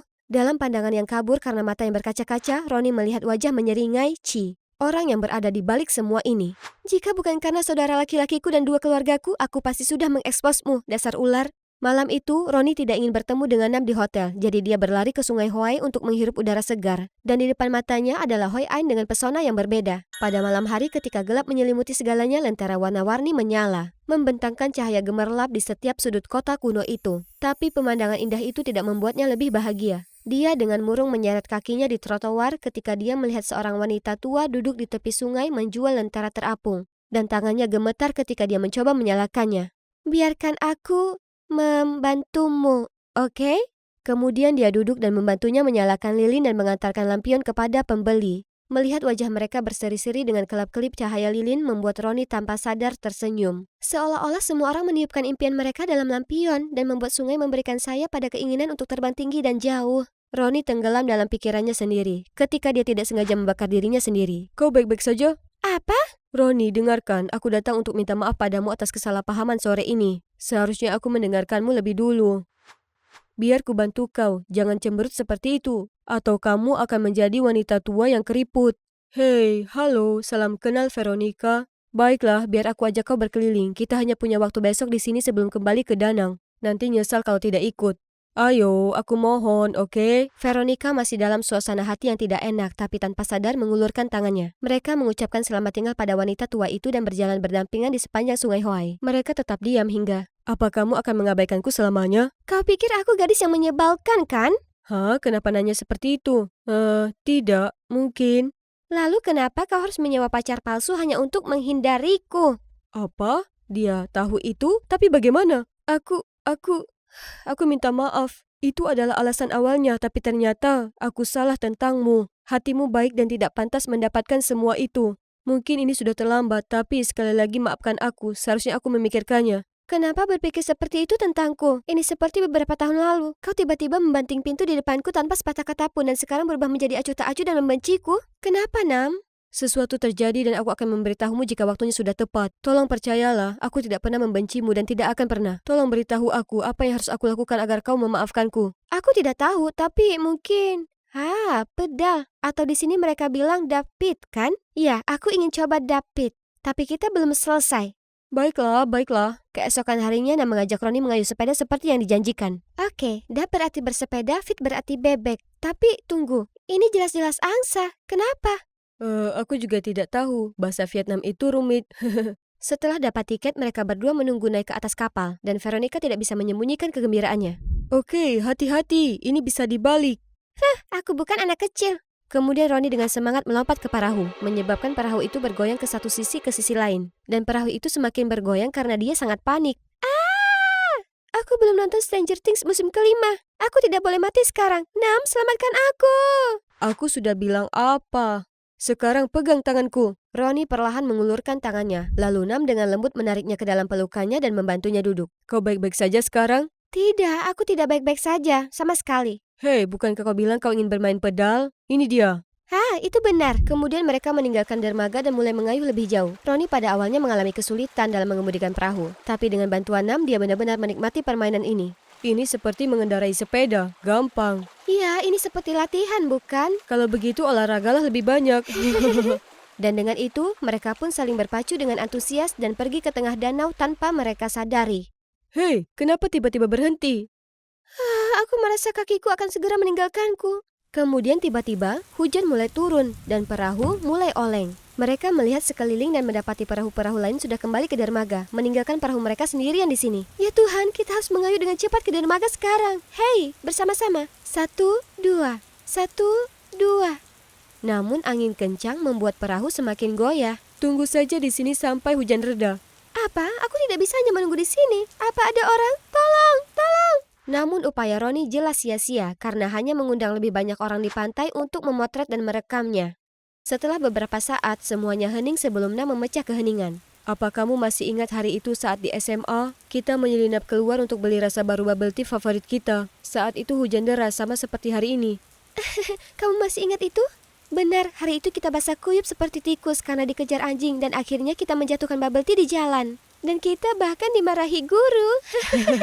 Kemudian mereka berdua terus berbicara tentang saat-saat indah bersama tanpa menyadari bahwa hujan sudah reda. Tak lama kemudian petugas keamanan muncul untuk membantu mereka kembali ke dermaga. Tentang Roni dan Nam, mereka mungkin basah kuyup. Tapi lebih dari itu, mereka basah kuyup oleh emosi yang baru terhadap satu sama lain. Nam, mari kita sebut hari ini sebagai hari bebek. Dan pada hari ini tanggal 6 Juni setiap tahun, kita akan mengayuh sepeda lagi. Kedengarannya menyenangkan. Malam itu seseorang mengunggah foto mereka di danau di internet. Foto itu langsung menjadi meme hari itu dan mendapat ribuan reaksi.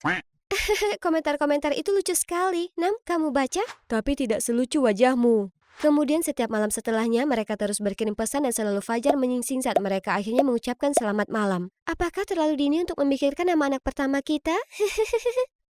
Tidak mungkin Nam melakukan apapun untuk menyakiti keluargaku. Tapi bagaimana meyakinkan Grayson? Aku selama ini salah tentangnya. Bodohnya aku memproyeksikan kebencianku terhadap ibunya padanya. Melihat ini, Grayson dan Chi tentu saja tidak menerimanya dengan baik. Bayi, apa yang harus kita lakukan sekarang? Tinggal selangkah lagi. Keesokan paginya, Grayson menemui Roni untuk bernegosiasi.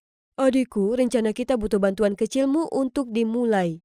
Tidak mungkin aku membantumu. Hentikan gebetan konyolmu itu. Berani banget sih khianati keluarga sendiri cuma demi orang brengsek itu. Katamu, aku kasih waktu seminggu buat nyari bukti. Sekarang apa yang kamu dapat?